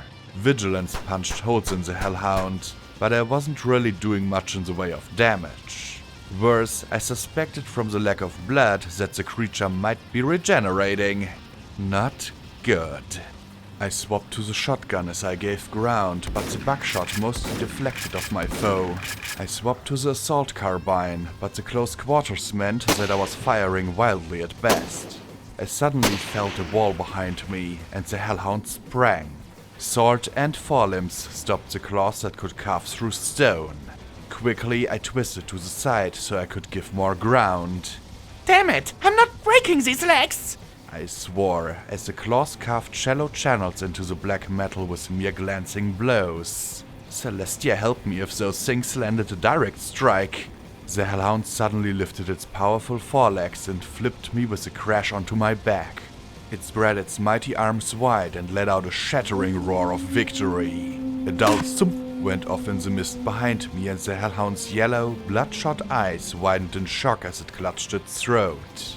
A second later, its torso erupted in 2 jets of gore spurting up and down as a grenade went off. P-21 trotted out of the shadows with Scotch Tape behind him, looking scared, and shoved me back to my hoofs without a word, and I felt myself go red. Right now really wasn't the time for this. Glory and the Pegasi were keeping the 2 shooters busy, trading fire back and forth. Deus's engine roared as his treads clawed at the asphalt, slowly pulling himself out from under the slab. Suddenly, though, a piece of the road next to him gave way with a crash. The hellhounds were trying to undermine the tank before he could pull free. If he got buried... Deus, fire! I shouted. Get clear! There was a muffled explosion as a section of wall split into 3 smoking chunks and flew away from the front of the tank. One arced high and came down on a hellhound, more keen on shooting lacunae than paying attention directly above him. It landed with a resounding crunch. Now freed of the wall, Deus retreated several yards as the road collapsed in a sinkhole just where he had been. 4 hellhounds blinked up as they stared at the twin cannons in horrified realization. Not even hellhound hide was tough enough to withstand that. Still, there were a lot more of them. They clawed their way out of the ground and poured out of the irradiated army buildings, their crude but powerful energy weapons crackling and filling the air with buzzing beams of death. We need to move! I yelled. Lacuna levitated Scotch up onto her back while coolly taking aim and blasting a hellhound through the skull with her anti-machine rifle. The tank rolled forward and launched up the far side of the crater, then climbed over the crumbled wall. Machine guns chattered as they chewed into the hellhounds trying to climb out of their holes. He led the way, Boo, Rampage and myself following in his wake. Lacuna and the Pegasi rained down fire behind us to deter pursuit. The shielded Alicorns seemed to be an irresistible target to the hellhounds. Maybe they had some issue with Alicorns I wasn't aware of? They must be being controlled by the Enclaves through those helmets! Glory shouted from above. That's what making them attack us! I hate to disagree, but this is fairly typical behavior for their kind, Lacuna pointed out as her shield flared under the barrage. She then flew to one of the rusted rooftop weapons, teleported above a trio of hellhounds with a lump of metal, and dropped it on the beasts. The hellhounds tried to dive aside, but it managed to crush one beneath its oxidized hulk. Red and green beams from the Pegasi swiftly turned his 2 friends to dust before they could disappear into the earth. There were more coming, though. Move, move, move! I shouted as I ran. P-21, panting, struggled to keep up. Always with the running thing, he muttered. I dodged behind him, ducked my head, and with a lunge I scooped him up onto my back. His forehoofs hugged my neck as I raced to catch up with the others. Okay, this works. Then he shook his mane, pulled out an apple grenade, tucked the stem, and let it fly behind us and into the ranks of the hellhounds. The shrapnel didn't kill them, but at least it kept them from blasting us for a few moments. Why do all your fights turn into running battles, Blackjack? Rampage asked. 2 hellhounds poked their snouts out from a blown-out door, taking a beat on Boo. Rampage, with swiftness that shocked even me, charged the pair.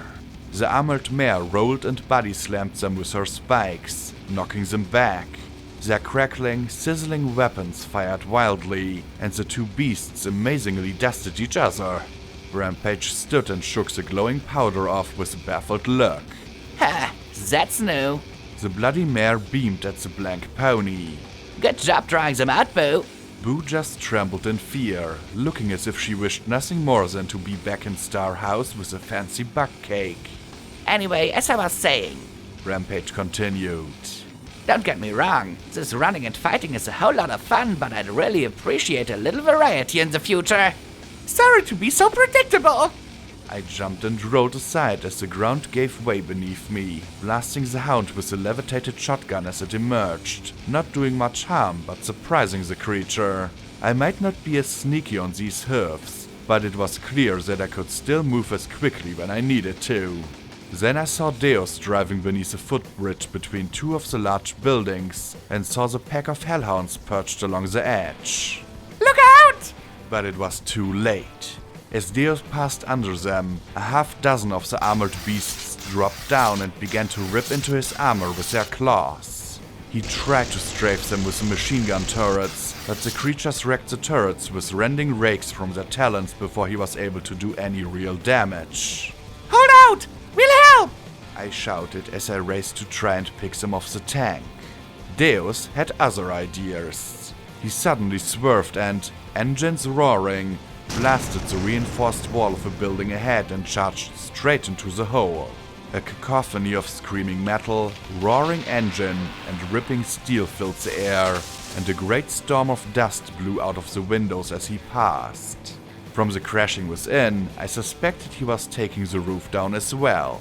Suddenly, there was another concussive blast, and Deus erupted back out onto the street from another newly made door, his scoured armor free of any clinging hellhounds. He rolled to a stop, trailing dust and smoke. Or that'll work. I admitted.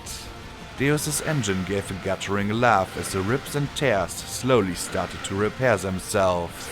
Scotch tape shuddered and averted her eyes. I could understand why. The rent machine looked like a banged-up skull. Lacuna and Pegasi, having seen that we were free from pursuit at this particular moment, flew down to join us. I glanced back the way we'd come. That was a whole lot of red bars. We can't keep running and shooting. Brony, or whatever his name was, said that the Enclave were controlling them. We need to find out how and stop it. Personally, though, I'm more interested in why the Enclave is here in the first place than the gadgets they're using. The Navarro Pegasi gave firm nods of agreement. Scotch tape staggered down from Lacuna's back and onto mine. Glory looked at my forehoof critically. If they're broadcasting a signal, you should be able to pick it up on your pipback, Blackjack. Just try to find a frequency in the P-band and... She met my flat gaze and adjusted. Look for the strongest channel. It'll probably be a lot of buzzing and screeching terminal talk. Thank you, I said as I looked behind us. We're going to have to split. These hounds really seem to love chasing Deus. He can take them for a run. Sunset, Boomer and Twister can help keep them away. Lacuna can keep contact with us. I wouldn't elaborate on how.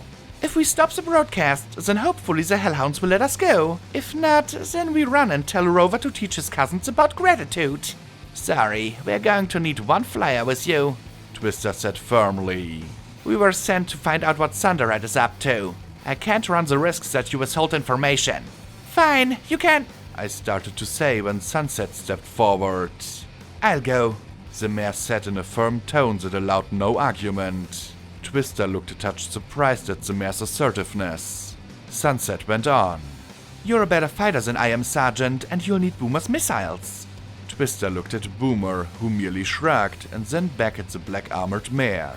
Alright, Sunset, keep a sharp eye and report back whatever you find, Twister said before taking to the air again. Deus gunned his engines and roared off back down the road with 2 power-armored Pegasi and Elecon in flight. We moved off to the side, and a minute later I felt a vibration underhoof. Nobody should be able to dig that fast. Perhaps they were taking existing tunnels and just digging the final stretches on the spot? When I started to move, P-21 reached out and stopped me.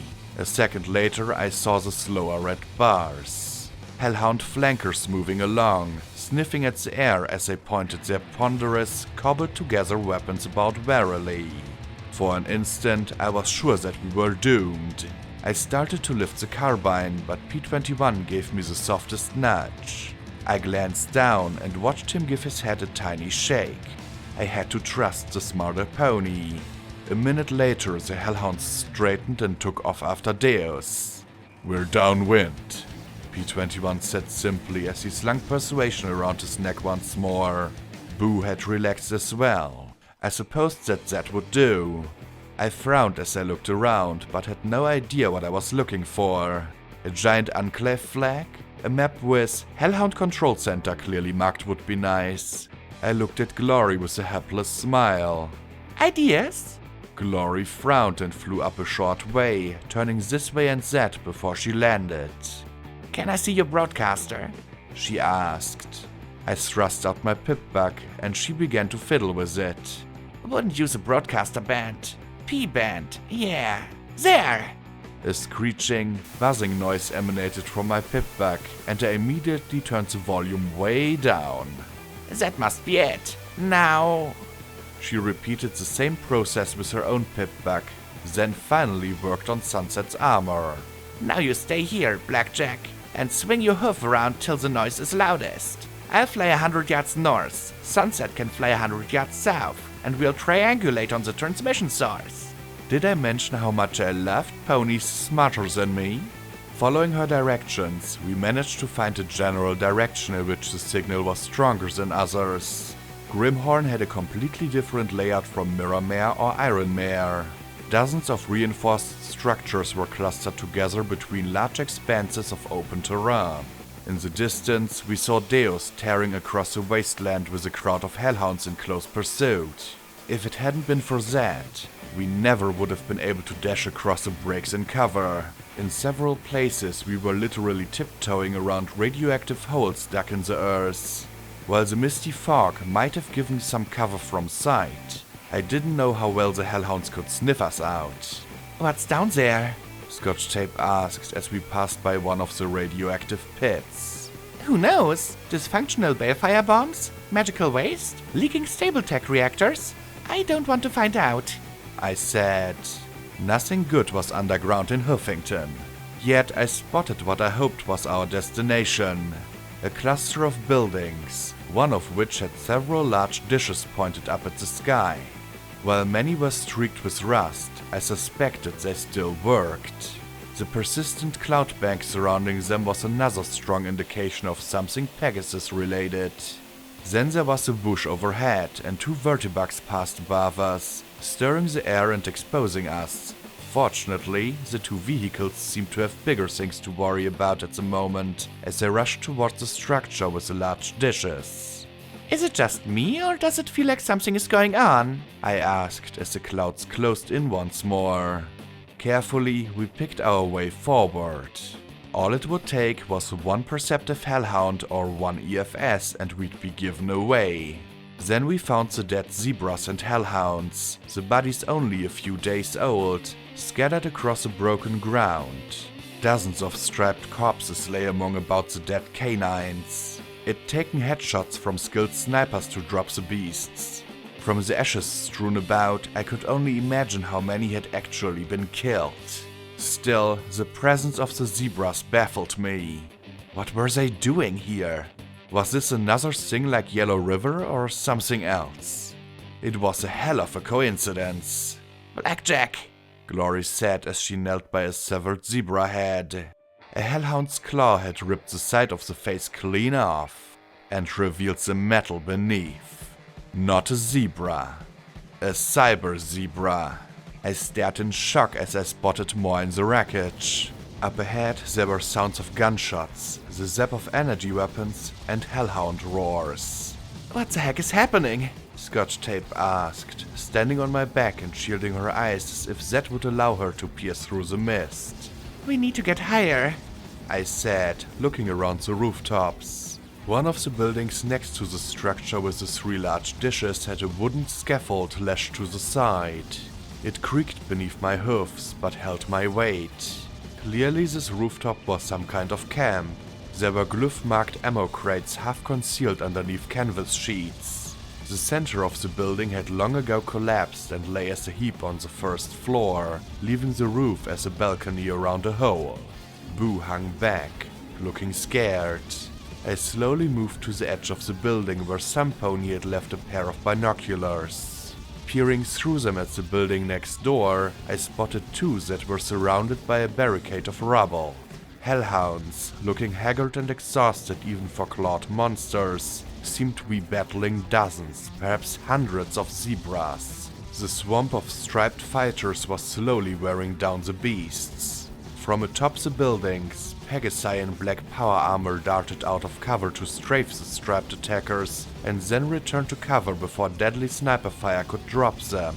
I saw the 2 vertibugs landing on the far side of the dished building. Then I was shot in the back. The bullet smashed hard against the base of my neck, sparking off the reinforcement along my spine. Funny, something about the gunshot seemed awfully familiar. I whirled to look for the shooter as my friends dove for what little cover there was. What I saw were ghostly blurs in the mist on the far side of the hole. Glory and Sunset immediately started spraying with energy weapons while Scotch Tape rolled off my back to take cover next to Boo. I raced around the hole, gritting my teeth as the shots thudded into me, all blows that hurt but none that would down me outright. I fired ahead of me with vigilance as I closed the gap between me and the nearest assailant. Blood dripped from the flickering air as I dove at the cloaked zebra. My hoofs, however, flailed at nothing as my attacker leapt out of reach at the last second. I lay there, sprawled on the ground, and felt 2 hoofs land on my spine and then a rifle press against the back of my skull. The stealth cloak had fallen open, and I magically jerked the rifle barrel to the side, the round biting a deep hole in the crumbled concrete. As I struggled to keep the barrel off my skull, I glanced over at my friends. A grenade reduced 2 blurs into bloody heaps. Glory and Sunset fired red and orange bolts of energy at the attackers. One zebra raced at Boo and Scotch tape along the edge of the building as if it were as wide as a road. Her cloak flew free, revealing a triumphantly grinning mare as she leapt into the air and launched a devastating kick at the white mare. For a moment, I was absolutely certain both were going to die, and then the zebra's snapping cape suddenly whipped across her face, blinding her and causing her hoof strike to miss by inches. To the astonishment of both the zebra and myself, her leg punched completely through the crumbly roof. The mare struggled to free herself until Scotch tape rose above her and bashed her skull with a pipe wrench, knocking her out. Okay, I'd take it and ponder sometime I wasn't fighting for my life. Knowing my friends weren't going to die in the next few seconds, I focused on my own attacker. The shooter swore in zebra and with even more force tore the rifle's barrel from my magical grasp. I rolled, the shooter jumping once more to avoid falling as I looked up. The barrel filled one eye socket as I stared up into the shocked face of my adversary. You! Lancer swore. How? What oath did I swear to be cursed enough to have you show up now? Back off! Glory shouted as she pointed her Gatling beam gun at him, hovering over the hole. Lancer pressed his forehoof to the trigger. A sharp sneeze might blow my head off. Don't! I swear, I should have killed you when we first met at that school. The stallion muttered as he looked down at me. We seem to be at an impasse. A parley seems to be in order. Forget it! Scotch tape shouted as she brandished her wench. The alternative is I die and take the cursed one with me. He countered sharply, not taking his blue eyes off mine. We might be able to kill him if the magic disintegrated him faster than he could move, but anything else would likely have him kill me in his death throes. Fine, I said, looking at the others. put your weapons away. Remember Brimstone's fall. For an instant, I thought he was going to shoot me anyway. Then he pulled the Batwing glyphed rifle from my face and stepped off me. You have impeccable timing, maiden. What's going on here? I asked as I rose to my hoofs, not taking my eyes off the zebra. More were emerging from the lower floors. Over a dozen were moving into position below us to make sure that, if the fighting started, we'd be in a tight pinch. Probably his plan. I looked at him. Maybe we can help? The question drew shock from every pony except P21. No, you are a tempest in metal and pony flesh. I'll not.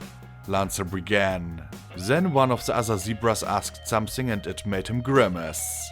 No, we don't need their help. We'll reclaim what is ours without. Another sharp question from another zebra stallion and he snapped back. For several minutes, a trio argued with Lancer. The sniper looked more and more anguished, his mane bristling progressively before he snapped. Fine! He rubbed the bridge of his nose. We are here to take back something stolen from us. What is your business here? I glanced at P21, then said, We are here to free the Hellhounds from the Enclave control. Lancer closed his eyes, taking a deep breath. Of course! Only you could want that! He looked at me once more. We've been struggling to breach their defenses. Every hour they bring in those machines and fly out with more of our property. I saw the cyber zebras. I said with a nod of my head, and the stallion grimaced. Yes, the brood of Coyotl. They are formidable. And from his scowl, not appreciated. Unfortunately, they are not wearing down the Enclave defenses quickly enough. Any other ways in? There are clawduct tunnels, but they are suicide. We have an underground passage secured, but we have been unable to breach the armored door or hexaterminal. You cursed my finest tech specialist, he said sourly, a hoof stroking the trigger of his gun. So we have been unable to proceed. I looked at P21 and he gave a sure nod. One last question. I tilted my head towards the vertibugs. What are they taking out of here? Property. Our property. Taken long ago, he replied sharply. From the press of his lips, I suspected that was all I'd get out of him. Guess we'll have to get inside to find out. Once we do... I trailed off, arcing a brow. He took a deep breath. If you can break the Pegasi control over the beasts, we will be able to drive them off. I doubt they will fight for the enclave of their own volition. We will then reclaim what is ours. Fair enough. And you let us out of here? I added. Deal? He shuddered. I should have killed you when we first met. You've been nothing but misfortune for me since. Finally, though, he gave a little nod. Now, show us to that door, I said with a grin. No wonder the hellhounds carved their own tunnels. This door was made to withstand a balefire blast. Northeast Equestria satellite tracking was stenciled over the front. Claw swipes had scoured the reinforced steel but not breached it. P-21 worked a terminal set in the wall with a thoughtful, methodical demeanor that would have had me climbing the walls in frustration. Lancer hadn't offered to accompany us, and I wouldn't have let him. Instead, a half-dozen zebras in black combat barding stood silently at the ready. These were the brood of Coyotl. They didn't laugh, talk, glare at me, or do so much more than follow. Familiar red lights gleamed in their eyes, but that was the only hint that they'd been augmented. Half wore battle saddles with Max pony carbines, while the other half wore power hoofs. There was something vaguely un-zebra-like about their armory and weaponry. They wouldn't go past this point. They were here to stop any hellhounds on the far side from rushing out. Oh, what joy to be caught in the crossfire. Any luck? I asked P-21. I'm trying to access a super secure facility. The password is 13 characters long. It's not exactly easy to figure out. He typed some more on the terminal, scowling as if it'd given him a personal insult. Blackjack, what's wrong with them? Scotch Tape asked from where she sat with Boo. The filly stared at the armored zebras warily. They don't talk, they don't even move. I don't know, I admitted. They were used 200 years ago during the war. I remembered seeing them in Shuja's memory. Maybe they're just really focused? At the moment, I had way too much on my plate to take on new mysteries. That's way more than just focus, Glory said with a frown. I'd love to do a physical exam. Take one to Rover and compare the augmentations to yours. It'd be fascinating to see if there's any commonality in designs. Yeah, Lancer's not going to let that happen, P-21 said from the terminal, then glanced at me with a frown of concern. You do know he's going to betray us. He's shot me multiple times in the back, and I haven't died yet, I said calmly. Must be really frustrating for him. Worse, given that the Remnant thinks I'm the Maiden of the Stars. Scotch Tape cocked her head in confusion, and I sighed. Basically, I'm the Zebra Devil destined to bring chaos and destruction to the world. Oh.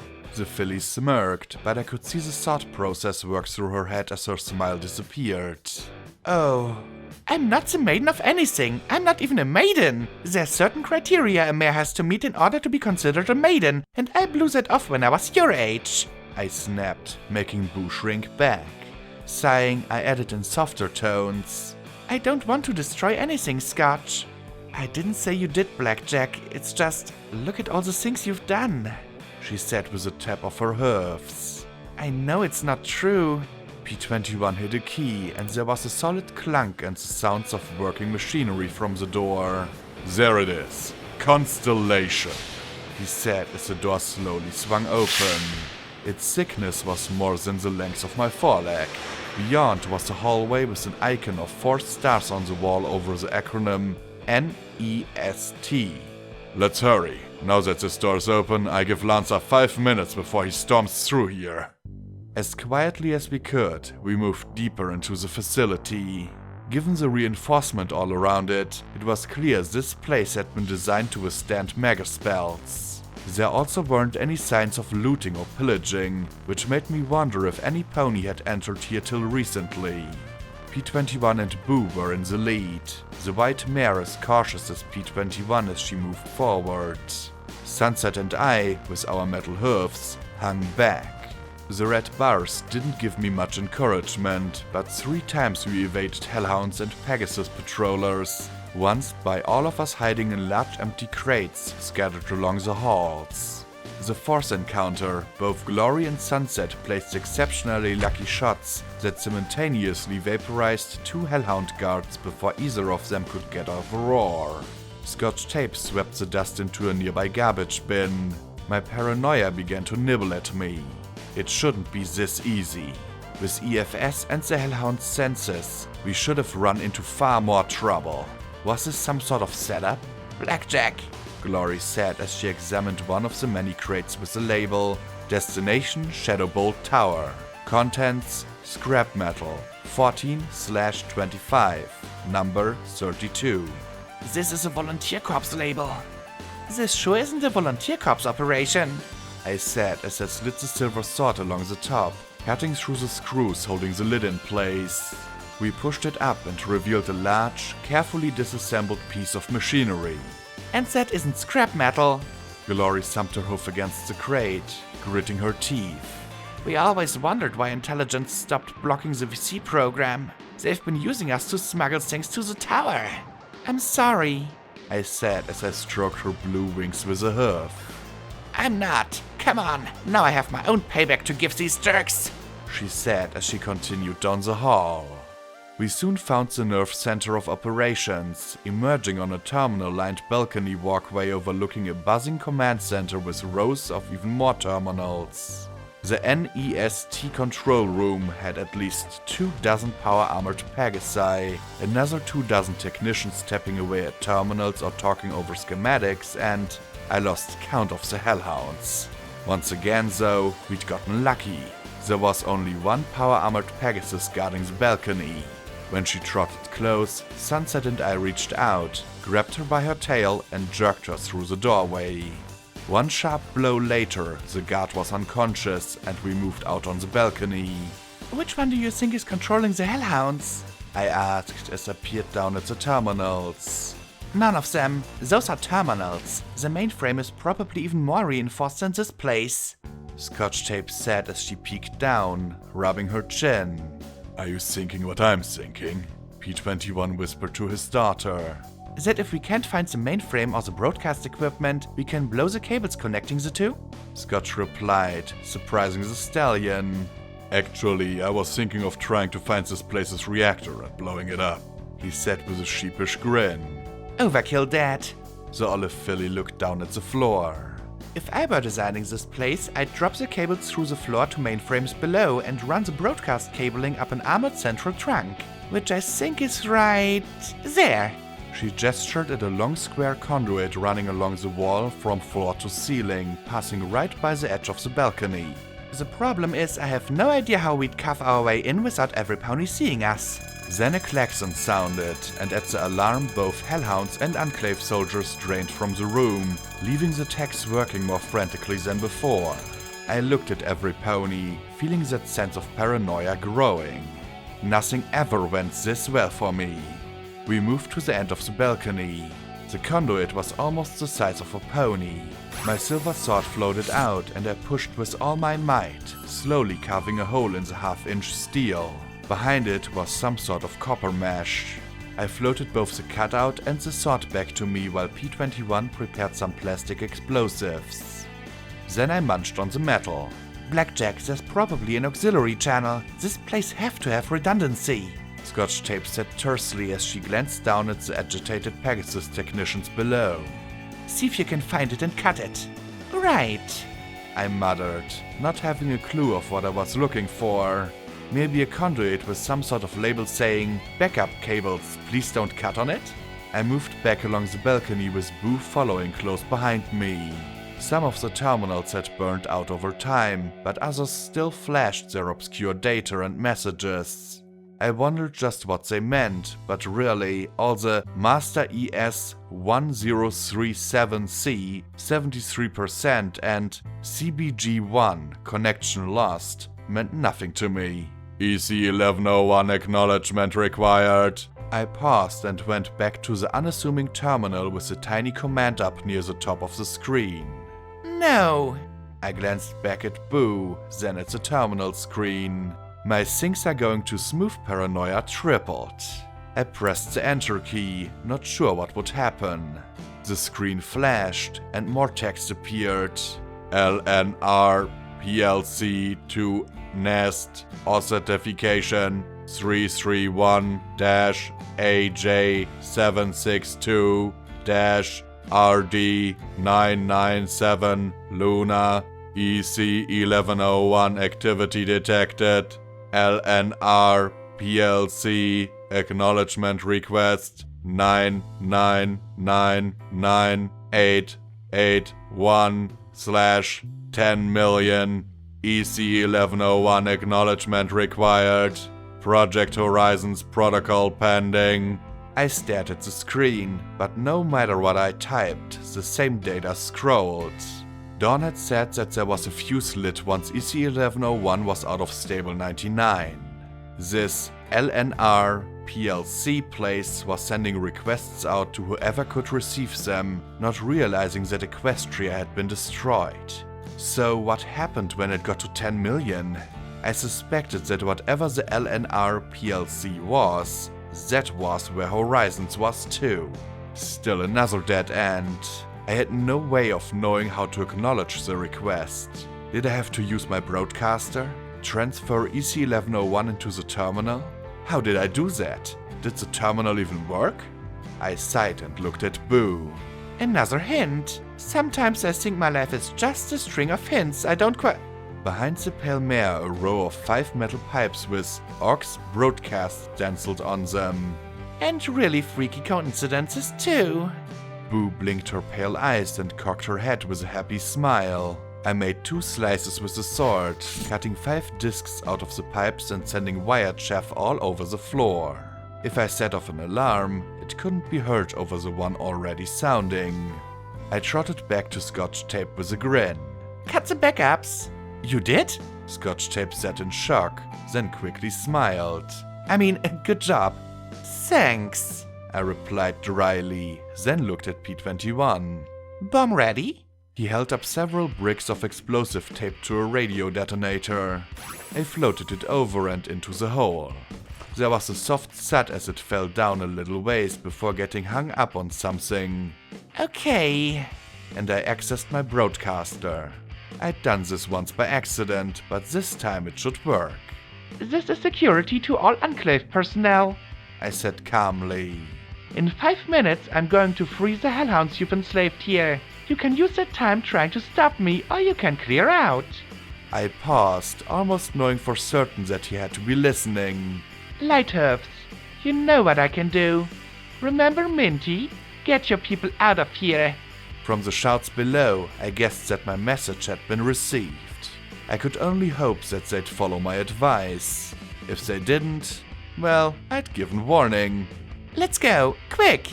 I said, wanting to get out of here before they found us. Given that all those guards and hellhounds had probably headed towards the door we'd entered through, we needed to find another way out. As it was, all I could do was move through the halls as quickly as I could. Fortunately, there weren't many red bars this way, just a shimmering magic field. The blue ball stretched across the entire hallway we'd started down. I tapped it with a hoof, but it was solid as rock. My eyes checked the walls for a terminal to deactivate it, but there was nothing there except for a stenciling of a rainbow lightning bolt on the wall. Let me try, Glory said as she stepped up to the field and touched it with a wing. The feather passed right through like it was water. She passed right through, and once she was on the far side, the magic field dropped, leaving a ring of deactivated gems. Wow, it worked. Let's go. From her flustered appearance, she clearly didn't want to talk about it. The hallway kept going up and down, and I had no idea if we were above the ground or beneath it when we emerged in an office overlooking a large warehouse space. A large section of the warehouse's roof had been torn off, revealing the open sky. On the office's wall I saw a map, pictures of Pegasi wearing strange blue and yellow uniforms, photographs of the rainbow-maned flyer sitting on a rock with other ponies, and grinning while behind them a colossal factory burned. Another showed a burst dam, a third the building of one of the MAS EBS towers. This was Rainbow Dash's office. Or one of them. Glory breathed as she walked slowly around the space. I always thought the Ministry of Awesome was a ministry of do-nothing. Sunset said as she followed Glory. Lots of ponies thought so. Rainbow Dash wanted to give that impression. Glory replied as she looked at the terminal. Plenty of our folks wrote her off as a dumb athlete, but she knew how to organize weather teams and be a leader. Till she abandoned her people. Besides, we don't know that this was Rainbow Dash's office, Sunset said as she looked around. It seems pretty dumpy for a ministry mayor. And that was true. There were empty Sparkle Cola bottles and Budweiser bottles on the desk and empty potato chip bags in the trash. Definitely not a place a ministry mayor kept to impress others. This was a working space. I had no difficulty imagining Rainbow Dash in here coming up with new plans and schemes with her confederates. But there was one surefire way to know that this was Rainbow Dash's office. It lay right beside a photograph of 6 young ministry mayors in ragged and torn dresses, with a dapper young dragon standing beside them. A mouth-scrawled note read, "Best night ever," in the upper corner. It was a small figurine of a purple unicorn smiling brightly back at me, clean despite the dust that covered everything else. I lifted the Twilight figurine and turned it over to read the inscription. Be smart. The pony gang was complete. Folks, you might want to look at this, P21 said as he looked out the window, down into the warehouse. Holding the figurine, I trotted next to him and looked myself. The cavernous space held racks and racks filled with familiar, long, tapered shapes. Of course, these weren't ablaze with blue fire. Missiles. Zebra missiles. Dozens of them. Perhaps hundreds. In the center of the building, a sort of workshop had been set up where the large missiles were being disassembled, packed into the VC crates, and loaded into 2 vertibucks. Suddenly it all clicked into place. Lighthoofs had his delivery system, targeting talismans to guide them, and plague to load them with. He really did have a weapon to kill thousands, potentially tens of thousands. We've got to, I said as I turned towards Glory and Sunset, and then I froze as I turned to see only empty space beside me. I looked around in confusion, then spotted the door swinging closed on the side of the office. Roof access. Of course, a Pegasus would have access to the outside from her office. I ran as swiftly as I could for the door and spotted stairs going up through another ring of deactivated shield gems. I scrambled up the stairs and slammed the door open as I emerged onto the roof. Glory lay unconscious at Sunset's hoofs as her glistening stinger pried and ripped the blue mare's Gatling beam gun off her and tossed the wrecked weapon over the edge of the building.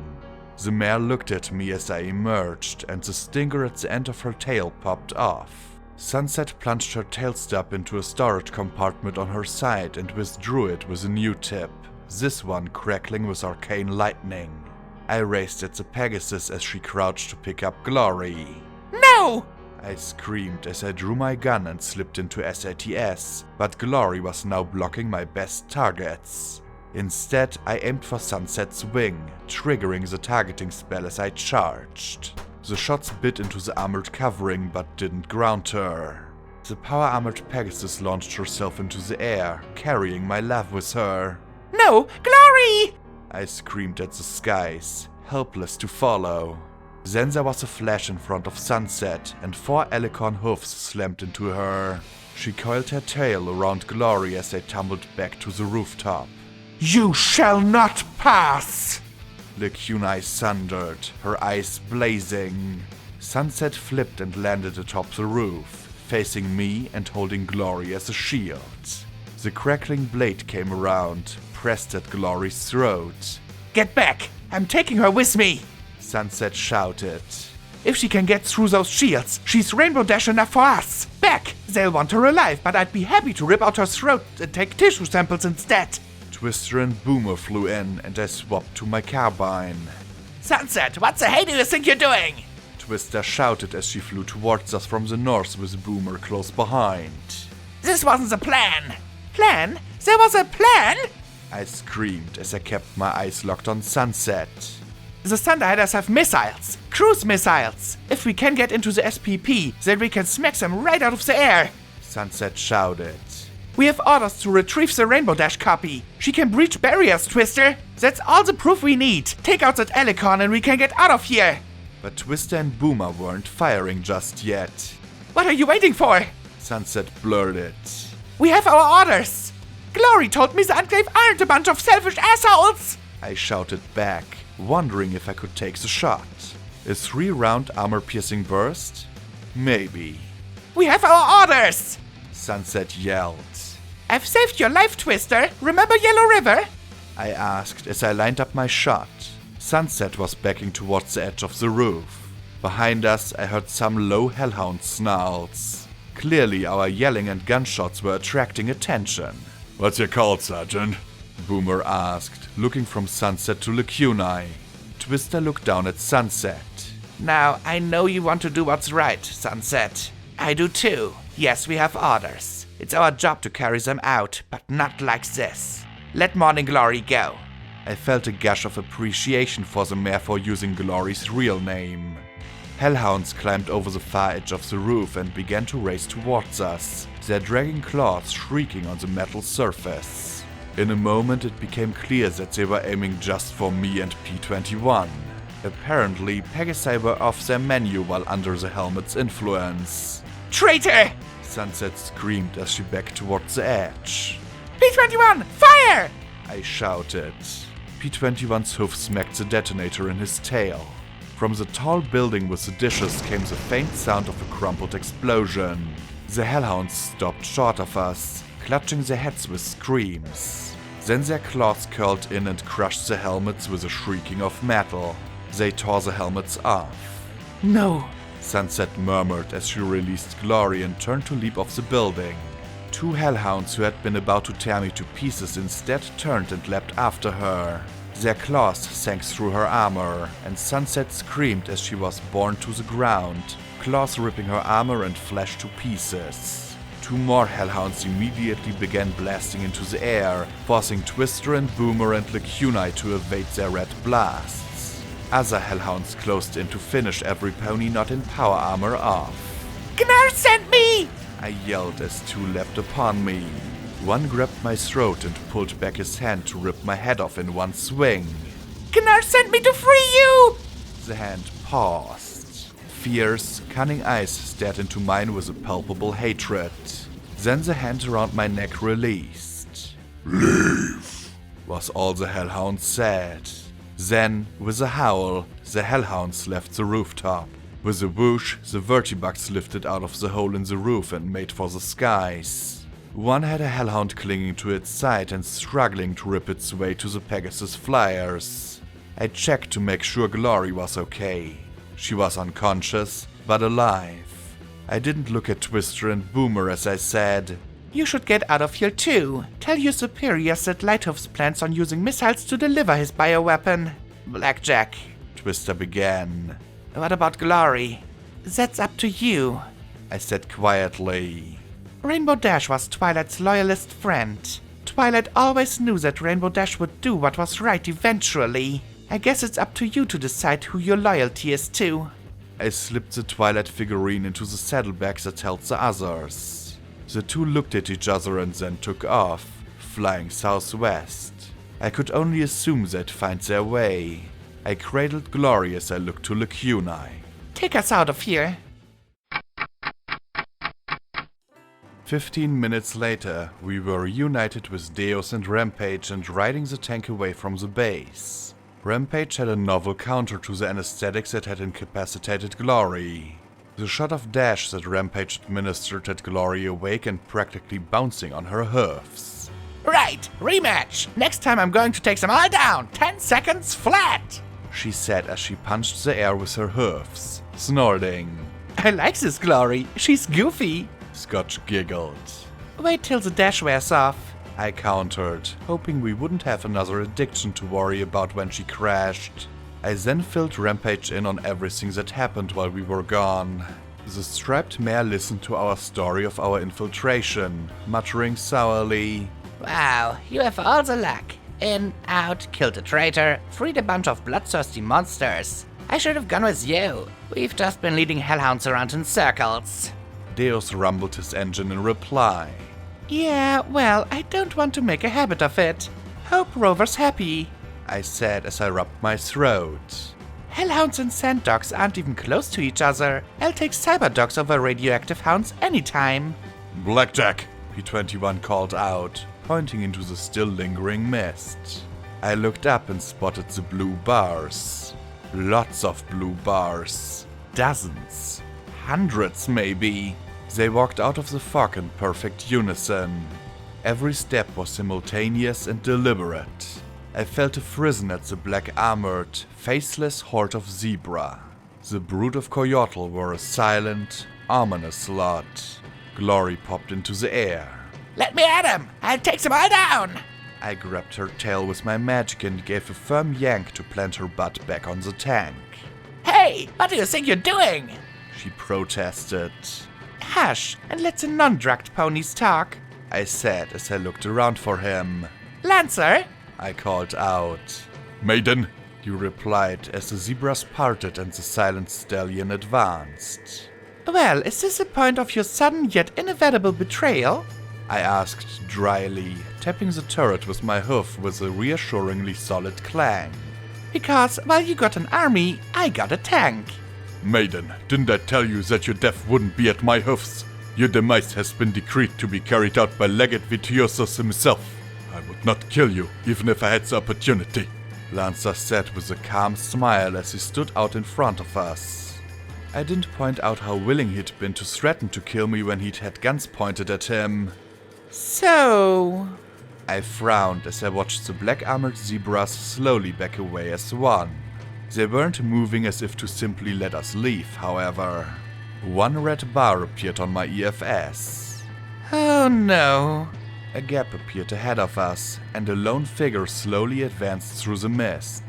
The zebra stallion moved with a slow gait that conveyed terrible power and grace all at once. His head was concealed by a dragon skull carved with strange glyphs. His powerful body bore innumerable scars across its surface, including a horrible Y-shaped injury across his chest. More carved dragonbone armor formed spikes at his hips and flank, strapped in place, and tattered glyph marks close tight around his fetlocks snapped in the breeze. Apart from that, he wore no barding. He carried no weapons that I could see, but for all I knew, he could kick through steel. Lancer trotted around the edge of the circle of zebras to join the legate, kneeling beside him. Legate Vitiosus, may I present for you the Maiden of the Stars, Blackjack. He then smiled at me and said, Maiden, be honored. This is the legate of the fallen Caesar's will, the stallion that exercises the last remnant of the Imperial army. Enough, my Lancer, the legate said in a low, deep voice. This is not the time or place I wished for this battle. I hope to break the Maiden upon the smoldering, melted remains of their cursed city. You have forced this confrontation prematurely, my Lancer. Lancer stared as if struck. Legate. It may be early, but she's here. You are here. Let the champion of the stars be felt by your hoof. He paused, then added, I know we were unable to retrieve the talisman of the Eternal Warrior.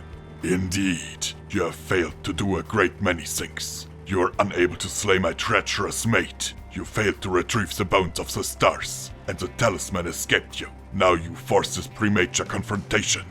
The legate boomed as he stared at me atop Deus. At times I think your certainty that she is the Maiden is simply a way to cover your own failings. I'm not, I replied as I looked down at him. I don't have an argument with you, Legate. We simply want to go. He regarded me for a long moment. You seek to save the people of this cursed land? He asked, gesturing towards the core with a sweep of his hoof. I do, I replied. Why? He asked in return. Legate, I beg you, do not speak with... Lancer began, but with one baleful look from the legate, he fell silent, chewing on his unspoken words. I considered the question, not expecting it. Because I can fight. Because others need me to fight for them. If I have the ability, then I should use it. Security protects ponies. But who are these ponies you protect? He asked calmly, reasonably. Murderers, rapists, thieves, slavers, the craven, the callow, and the cruel. You yourself have seen how this place corrupts, twists, and violates all within it. This land attracts the sinful and wicked. Are they deserving of your service? Are they worth your pain? Closing my eyes, I could easily imagine who he was talking about. Clink, Sanguine, the Overmare, Dawn, even the Reapers, the Flash Fillies, the Burner Boys, the Half-Hearts, the Enclave. Maybe not. I have to admit there's a lot of bad ponies in this place. I replied quietly. I could feel all eyes upon me, and not just those of my friends. I imagined priests watching me. Roses and thorn, dusty trails, snips, lemongrass, marmalade, mother. But even if there are bad people here, there are good ones too. I could see Charity and Bottlecap, Rover, Cynical Triage, Keeper, the ghouls of Meatlocker and the fillies of Chapel and the ponies of Riverside and Megamart. And I smiled as I looked down at the Legate. Maybe it's not about being good and bad, Legate. Maybe it's about trying harder to do better, to be better people. And so long as there are people here trying to do that, I'll give them all the protection I can. Security saves ponies. I finished simply. The Legate looked up at me and smiled. Then we are enemies, whether you are the maiden or not. It is my solemn duty, since I assumed command of the Remnant, to execute the Caesar's final orders and destroy this wild place and all who live here. He took a few steps forward. It appears, maiden, that we are at an impasse. It is unfortunate that I cannot break you when you are at the peak of your destiny. Shucks, too bad for me then. I sighed and sat down on the turret top, frustrated that we couldn't come up with some sort of arrangement that didn't involve fighting. So, is this something that's just between me and you, or can my friends help? He just smiled, and from around the ring came an ominous clatter of dozens of weapons being readied simultaneously. Certainly, if you wish my friends to participate also. That wiped the smile from my face. I got a tank on my side. I reminded him. Deus revved his engine in agreement. This fact didn't seem to perturb the Legate in the slightest. You do, and perhaps that alone would be enough to win. But you have my friends as well. Loved ones, children. Can you live with them dying on your behalf? Will you so eagerly slaughter dozens to win? The calm certainty of his smile chilled me. You're pretty confident. What if I win? I countered with a frown. Then the Remnant will withdraw until a new Legate is chosen. Perhaps that will not happen for years. Perhaps it will never happen. He countered with sublime confidence that it would not need to happen at all. Is it not better this way? Had your princess, or your predecessor, faced the Caesar in fair combat, the war may never have happened. With one duel, you may end a threat to this wicked place forever. Oh, that was tempting. He knew exactly how to push my buttons. I glanced at all my friends and hopped off Deus. Give us a chance to talk it over? I asked. The Legate nodded his skull-helmeted head while Lancer stared on in shock, his mouth moving in feeble disbelief. We pulled into a tight circle. Don't even think about it, P21 warned me quietly. I can take all of them on, Glory said with a snap of her tail. I'd pay to see that. Rampage laughed with a nod to Glory. We need to dose her on Dash more often. No, I replied. Rampage arched a brow, and I amended. No to the Dash, no to fighting all of them. I don't want to risk all of you against him. P21 rolled his eyes. And what makes you think we want to risk you against him on your own? I'm not going to sit by and watch you fight some spooky zebra, Glory said with a snort. I don't want to fight him at all, I said as I glanced over at the Legate.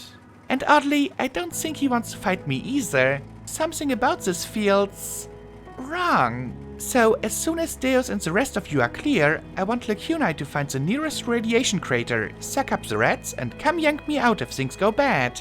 With luck, he'd be just another zebra. But I doubted it. What if we want to fight anyway? Rampage said with a scowl, and Deus rumbled in agreement. We don't have to just walk away cause you say so. I sighed and closed my eyes. Rampage, please leave this to me. Then I smiled to her. Trust me, if I can beat him here and now, then the Remnant won't be a problem. He's right about that.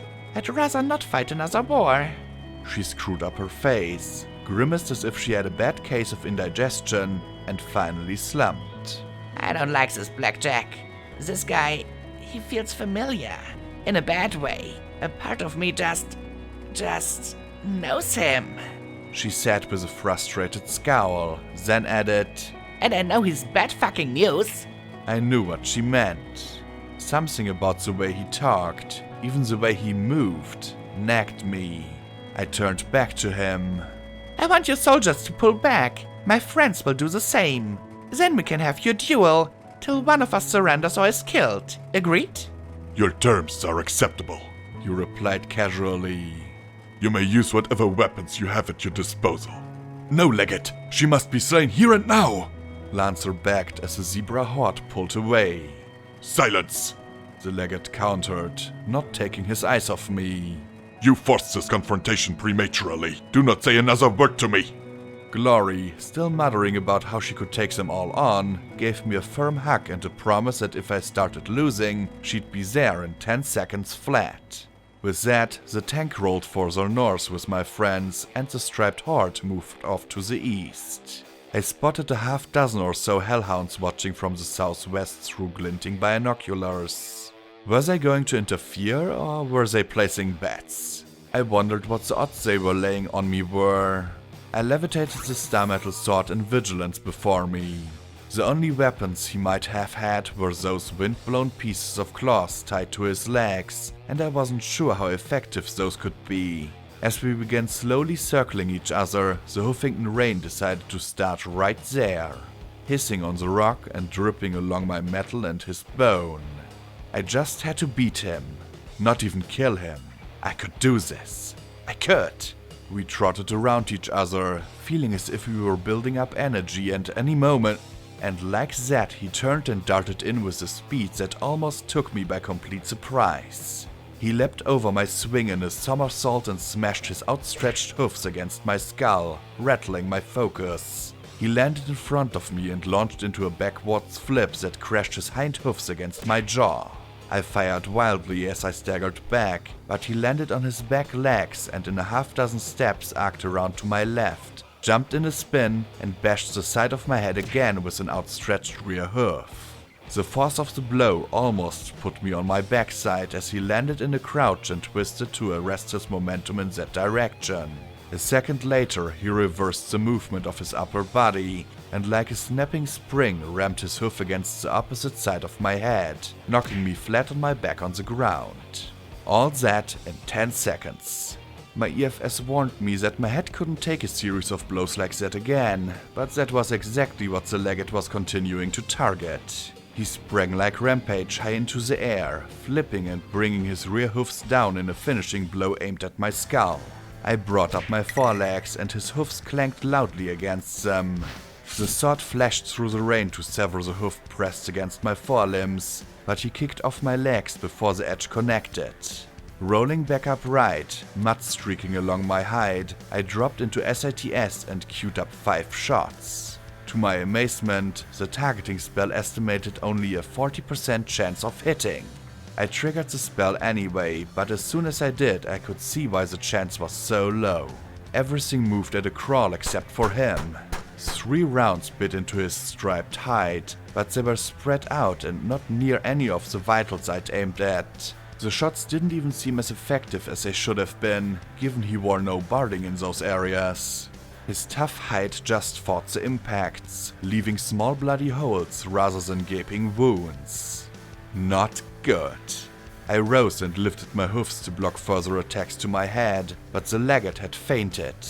Once again on his hind legs, he moved along the left side of my body in a single revolution and slammed both forehoofs into my ribs with enough force to drive me back down to my knees. Then he snapped another forward flips that brought his rear hoofs slamming right on my spine. Had I not been augmented, he probably would have snapped my back. Rampage says if you don't start moving, it's over. Lacuna said tersely in my head. I can also try to shoot him from here if you can stop this motion. No, if the zebras see you aiming, it'll be a bloodbath, I countered. Rampage's comment was a fair point though, and I ignored the throbbing pain and heaved myself into motion, charging him. He was faster than me and had to be as tough as me. I doubted he was as heavy as me though. Spraying muddy water everywhere, I closed in on him. I knew he'd try and dodge, and he did, jumping to the left. I reached out with my magic to grab his hoof and... nothing. It was like his strapped body was coated in an oil that just slipped right out of my magic. He darted in another forward flipping kick to my head, as before, but I lunged aside and took the blow to my shoulder. My forehoofs reached up and locked around his outstretched rear leg, and then my horn flashed and fired magic bullets into him. Like my telekinesis though, the magic was reduced far below what it should have been. Using the trapped limb as leverage, he twisted around in front of me, drew back his other hoof and kicked me square in the horn.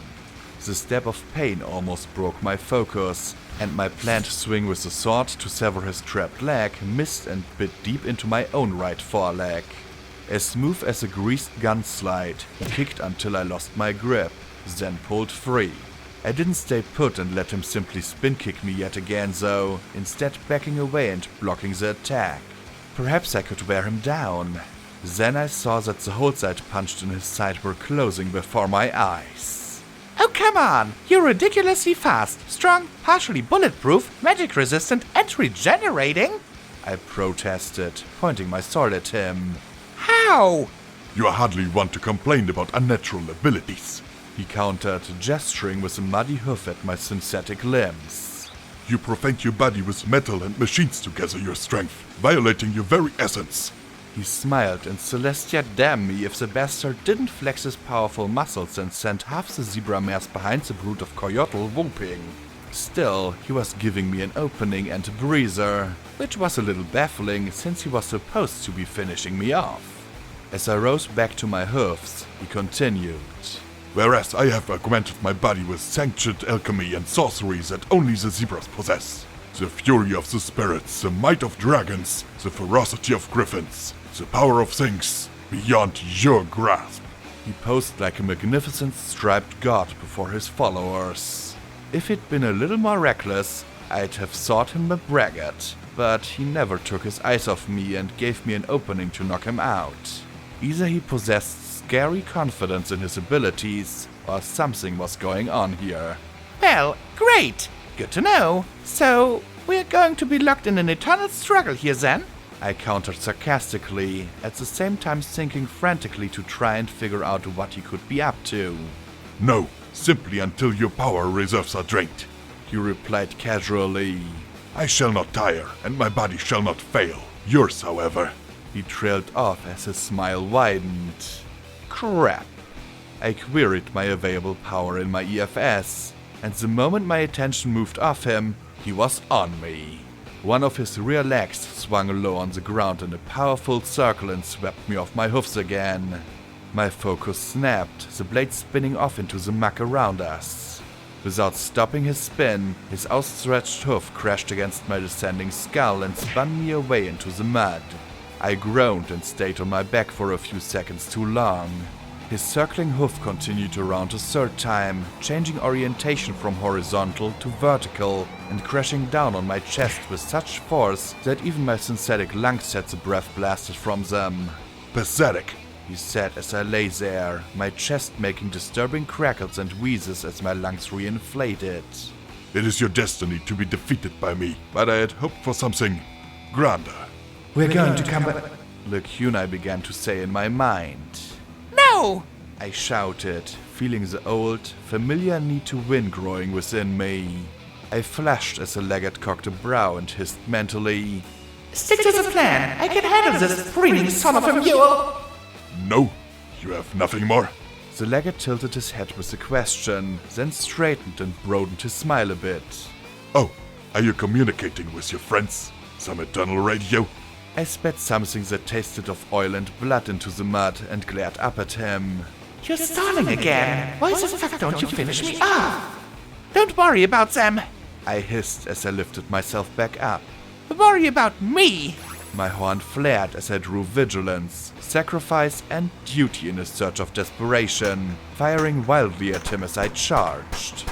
The bullets tore into his striped hide, ripping bloody holes as he crouched before me. I just needed a few more shots, a few more good hits, a few more. He sprung backwards with his disturbing zebra grace and flung a glob of muck directly into my face just as I entered SATS. No! I fired away blindly, blinking and trying to restore my vision. When it cleared... Wait, where'd he go? Above you! Shouted Lacuna in my mind as his plunging hoof smashed down between my shoulders, driving me face first into the sludge. My spine let out a crackling of bone and a groaning of metal, and I felt a horrifying moment of my body being consumed by a paralyzing numbness from the neck down. My focus broke, my guns falling out of my sight in the muck. Enough is enough. We're coming. No! I groaned as a tingling impact-induced anesthesia abated. The legate circled me as his unhelmeted followers cheered. Lancer smiled like it was housewarming Eve. I'd win. I was a cyber pony killing machine who wasn't going to be defeated by freaky zebra martial arts. I'll eat him. I croaked. Pitiful, He said in a voice of disappointment that only my mother was allowed to use, but he just kept circling as I struggled to rise. Why are you not greater? Your destiny is for so much more. Power, destruction. Yet you wallow in the muck like a sow. I am half inclined to let you crawl back to your friends until you are fitting upon it. Lancer's grin disappeared like a popped balloon. Father, no! Finish the maiden before her friends come and spirit her away! Oddly, the legate wasn't smiling either. If anything, he now seemed frustrated. If you fear such, my Lancer, be prepared to slay her Alicon when she appears, but you will not interfere with destiny. The legate snapped, then fixed me with a calculating glare. Where are your friends? Why do they not come for you? If my ears hadn't been augmented, I likely would have missed it. A good question. The kunai snapped in my mind. I may have just enough magic to come back myself and have... No! You heard him! Lancer and a dozen other zebras will kill you the moment you appear! I could see Lancer prepared for her arrival. Surely there'd be others as well, hidden out of sight. I'll beat him, no matter how he breaks me! I could take it. I deserved it. I deserved this. Damn it, Blackjack, you're not Psalm! The kunai shouted within my mind. The name struck across my thoughts, stunning me a moment. Psalm. I was acting like Psalm? The legate just stared through the eye sockets of the dragon as my eyes met his for a half-dozen heartbeats. Annoyance flashed inside his brilliant, scornful yellow gaze. Finally, some line had been crossed. So be it, the legate said. Like a tempest, he fell upon me. His body twisted back and forth, a vortex battering against me with a speed and power I could only defend against by lifting my hoofs. I had to win. It was what I did best. But I wanted to lose. That sick, insidious seat inside me liked this battering. Wanted it. Hightower, Pinkie Pie, Chapel, Fluttershy Medical Center, Big Macintosh, the Seahorse. His grin suddenly widened. While continuing to rain down blows, he said in a tone of false kindness, Do not fear for your friend's safety. Those that surrender will be taken back to our base as slaves. I will take the olive one for my harem as tribute. My black, dented limbs snapped up and clenched the legate's swinging forehoofs between them in a grip so firm it halted his thrashing, whirling barrage. No! Was all I said as his eyes widened within that skull, his foreleg trying to jerk itself free. Then I pulled him forward and rammed my horn into the left socket of that bony encasement. For the first time in our fight, the legate truly screamed. If I'd possessed Lacunai's spire, I might have finished him off there and then. As it was, only the vitreous jelly of his eye coated the end of my compact horn. His own supernatural toughness and speed allowed him to jerk back moments before magic bullets erupted from my horn. Blood, dark and ethereal, spurted from the impact, and the bone itself cracked and crumbled around the wounded socket. I lacked fingers, so I instead lunged once more and sank my teeth into his neck. My jaws bit down hard enough that I tasted blood. For once, it wasn't mine. Locked so, my forehoofs grabbed his shoulders in a steel embrace. He struggled to pull free and I twisted to the side, driving him straight into the muck. I heard Lanza shouting something in Zebra, something etched in fear. He knew. He'd seen me like this before. I'd win, no matter what. The legate's hoofs kicked wildly as I began to pummel everything I could that was striped and moving. He wheezed around the grip I had on his windpipe, trying desperately to free himself. No, you don't! No more fancy zebra kicks! I hauled him back to me through the mud, using my weight, something his augmented flesh lacked, to keep him shoved beneath me. I raked his belly with the dull, blunt ends of my hoofs, forcing them into his flesh as he struggled and finally ripped his throat free from my mouth. It wasn't the first flesh I'd eaten. Rising over him, I slammed my forehoofs repeatedly into his body. The dragon bone helmet saved his head, but with each kick I felt more bones break. I knew he was striking me as much as I was him, but I simply paid that no mind. I had to end it now. My augmented body was burning through its power reserves just as it had at Yellow River. Then I spotted a star metal hilt poking out of the muck, beckoning. My magic reached out and pulled my blade to me. I smashed him hard, flat on his back beneath me, and my magic raised the sword high. Let's see if he could regenerate his head.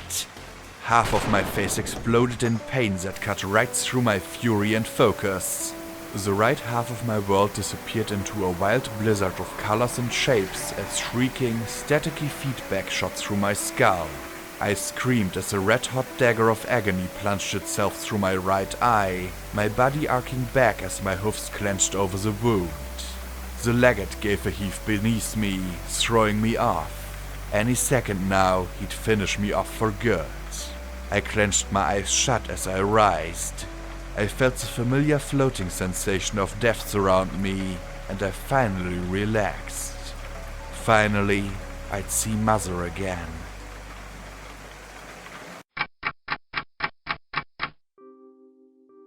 I hovered somewhere dark, still and silent. This didn't feel familiar. It was like the darkness of unity, but empty, save for myself. Nowhere to go, nothing to see, simply myself. Hello? I said, my voice thin and small. Then I spotted someone else, dark and distant. A white nimbus vaguely outlined her. Hey, who's there? I shouted as I ran towards them, then slowed. Then came to a stop as I saw her white mane and black coat and the candle on her flank. Who? Psalm turned, bringing up penance. The sniper rifle pointed at my right eye and a blinding flash cut through the darkness. When it faded, the unicorn was gone and I was alone once more. I trembled, unarmed and unsure. I'd really like to wake up now, or move on, or something. A faint lilac gleam appeared in the darkness, highlighting an alicorn. Lacunai! I shouted as I raced towards her. She'd get me out of this, but it wasn't Lacunai. Tall, cool, majestic and beautiful in her royal regalia, Princess Luna turned and looked down at me, tiny stars gleaming in her mane. Her teal eyes held only sadness and pity for me. Princess Luna?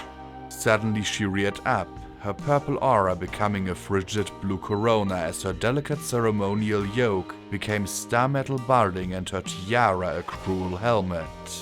Her eyes blazed, fiery and dragon-pupilled. You little fool! Thinking you can be me!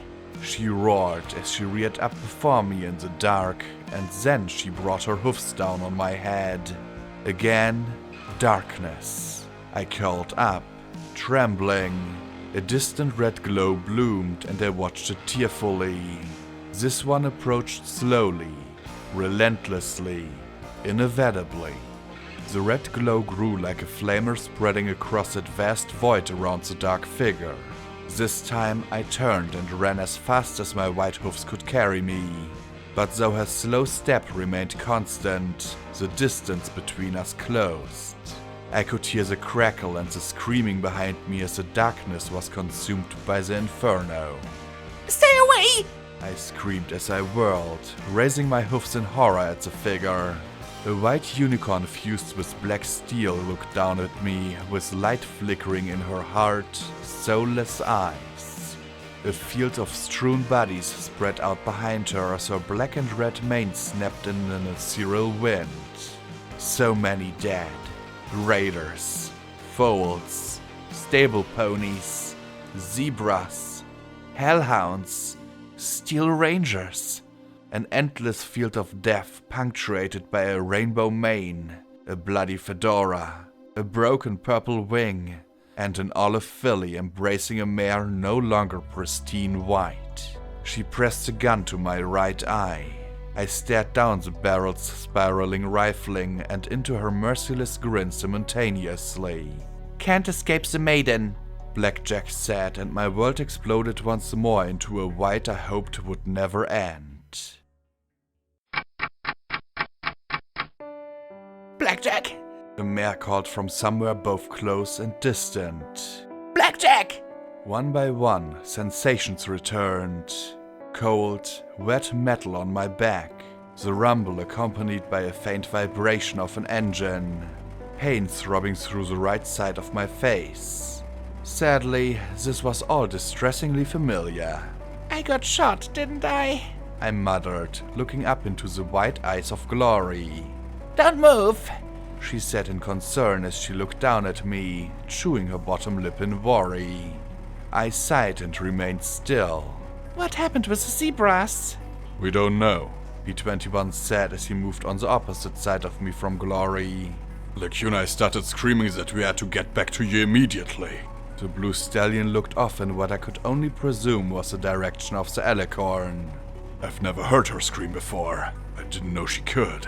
He looked back down at me soberly.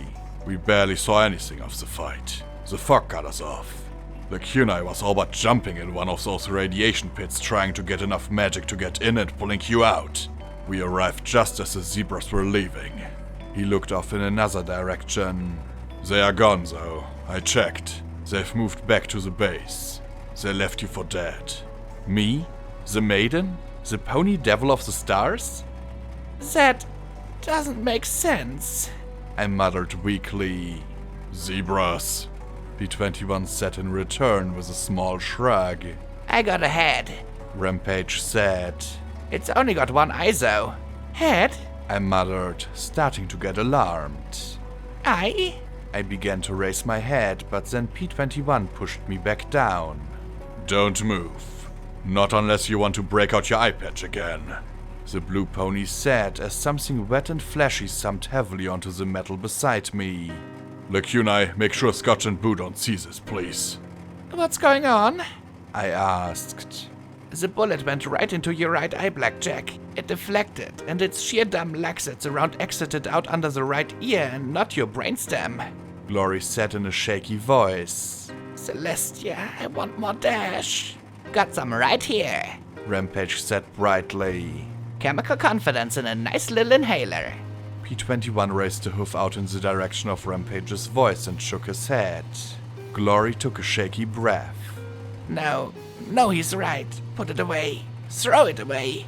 Take it yourself, but don't give it to me. She ducked her head out of sight, and I heard some wet noises. Does it hurt? Do you want a memory orb? P21 asked me. No, right now, no. I said as I lay there. I didn't want to go someplace else. I just got back. So, what happened, Blackjack? Rampage asked. I was getting all kinds of creepy familiar vibes from that bastard.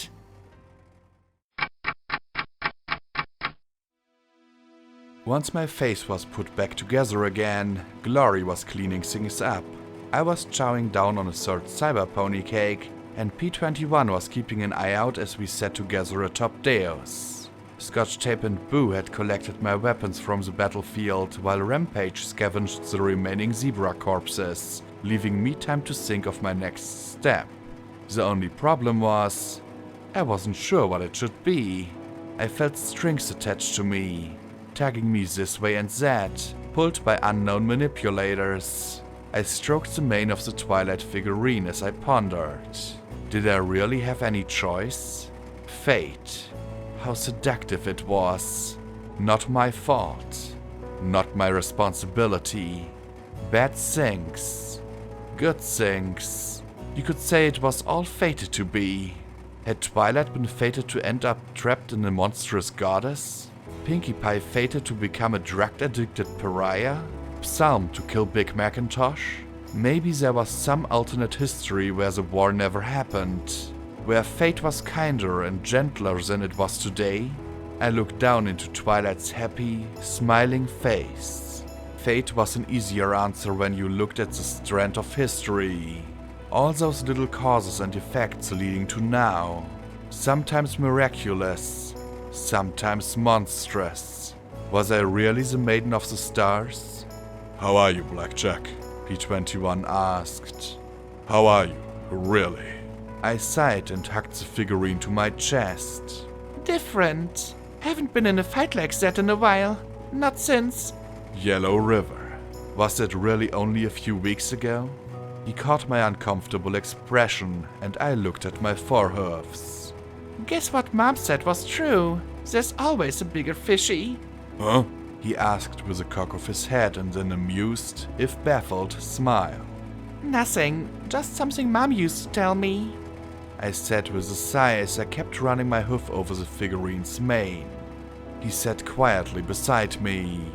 So, what's all that maiden stuff? Zebra prophecy. I said with a shrug. I'm supposed to destroy the world, just like Luna and Nightmare Moon. I glanced over at him. P21, do you believe in fate? I believe in you. Does that count? He countered with a half smile. I gave him a nudge in response, and his smile widened as he looked at Scotch Tape. I don't know. I don't think so. I heard that ponies get cutie marks that tell them their destiny, but considering mine was openly controlled, it always seemed pretty much bullshit to me. But then, I've never known what my cutie mark was supposed to be.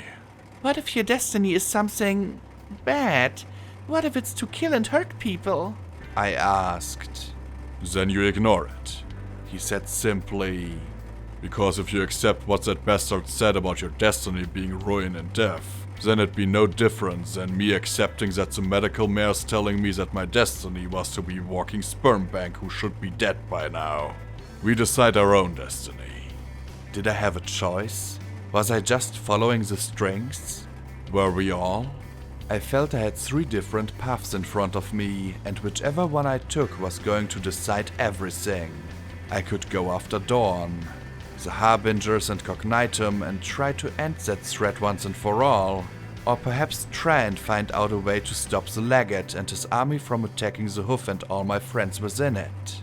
Or go to the clouds and try and stop Lighthoofs and his biological weapon. Then I glanced down at my hoof and opened the panel, looking at my pip-buck. For some reason, perhaps fate, perhaps something else, I brought up EC1101 and stared at it. Then I accessed its tantalizing routing information. Next routing location, Shadowbolt Tower. Right, I said as I looked up at the midnight clouds. Well then, I guess if I'm going to decide it, I'd better start thinking of some way to get to Shadowbolt Tower. At his inquisitive look, I smiled. Lighthoofs has a biological weapon that can kill countless Pegasi. I need to get up there and stop it. And make sure Thunderhead isn't destroyed as well. He looked at the sky and gave a little laugh. Oh, is that all? He shook his head. I don't suppose you know some pony was a flying machine, do you? He asked playfully. I sat there a moment, looking down at the figurine and thinking, and then my lips curled in a small smile. Now that you mention it.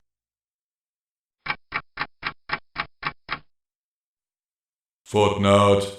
Maximum level reached. Quest perk achieved. My Little Ponies. You have collected one of each of the 6 Ministry Mayor's statuettes. Stronger together than they are apart, they have granted you +1 luck in addition to their normal benefits. Credits. This chapter was narrated for you by Visual Pony. Additional voices were provided by Iceland, the Frenchy Brony, Clink. Get off me! This chapter was edited by Deathlight Productions. Visual Pony Audiobook Production hopes that you have enjoyed this audiobook.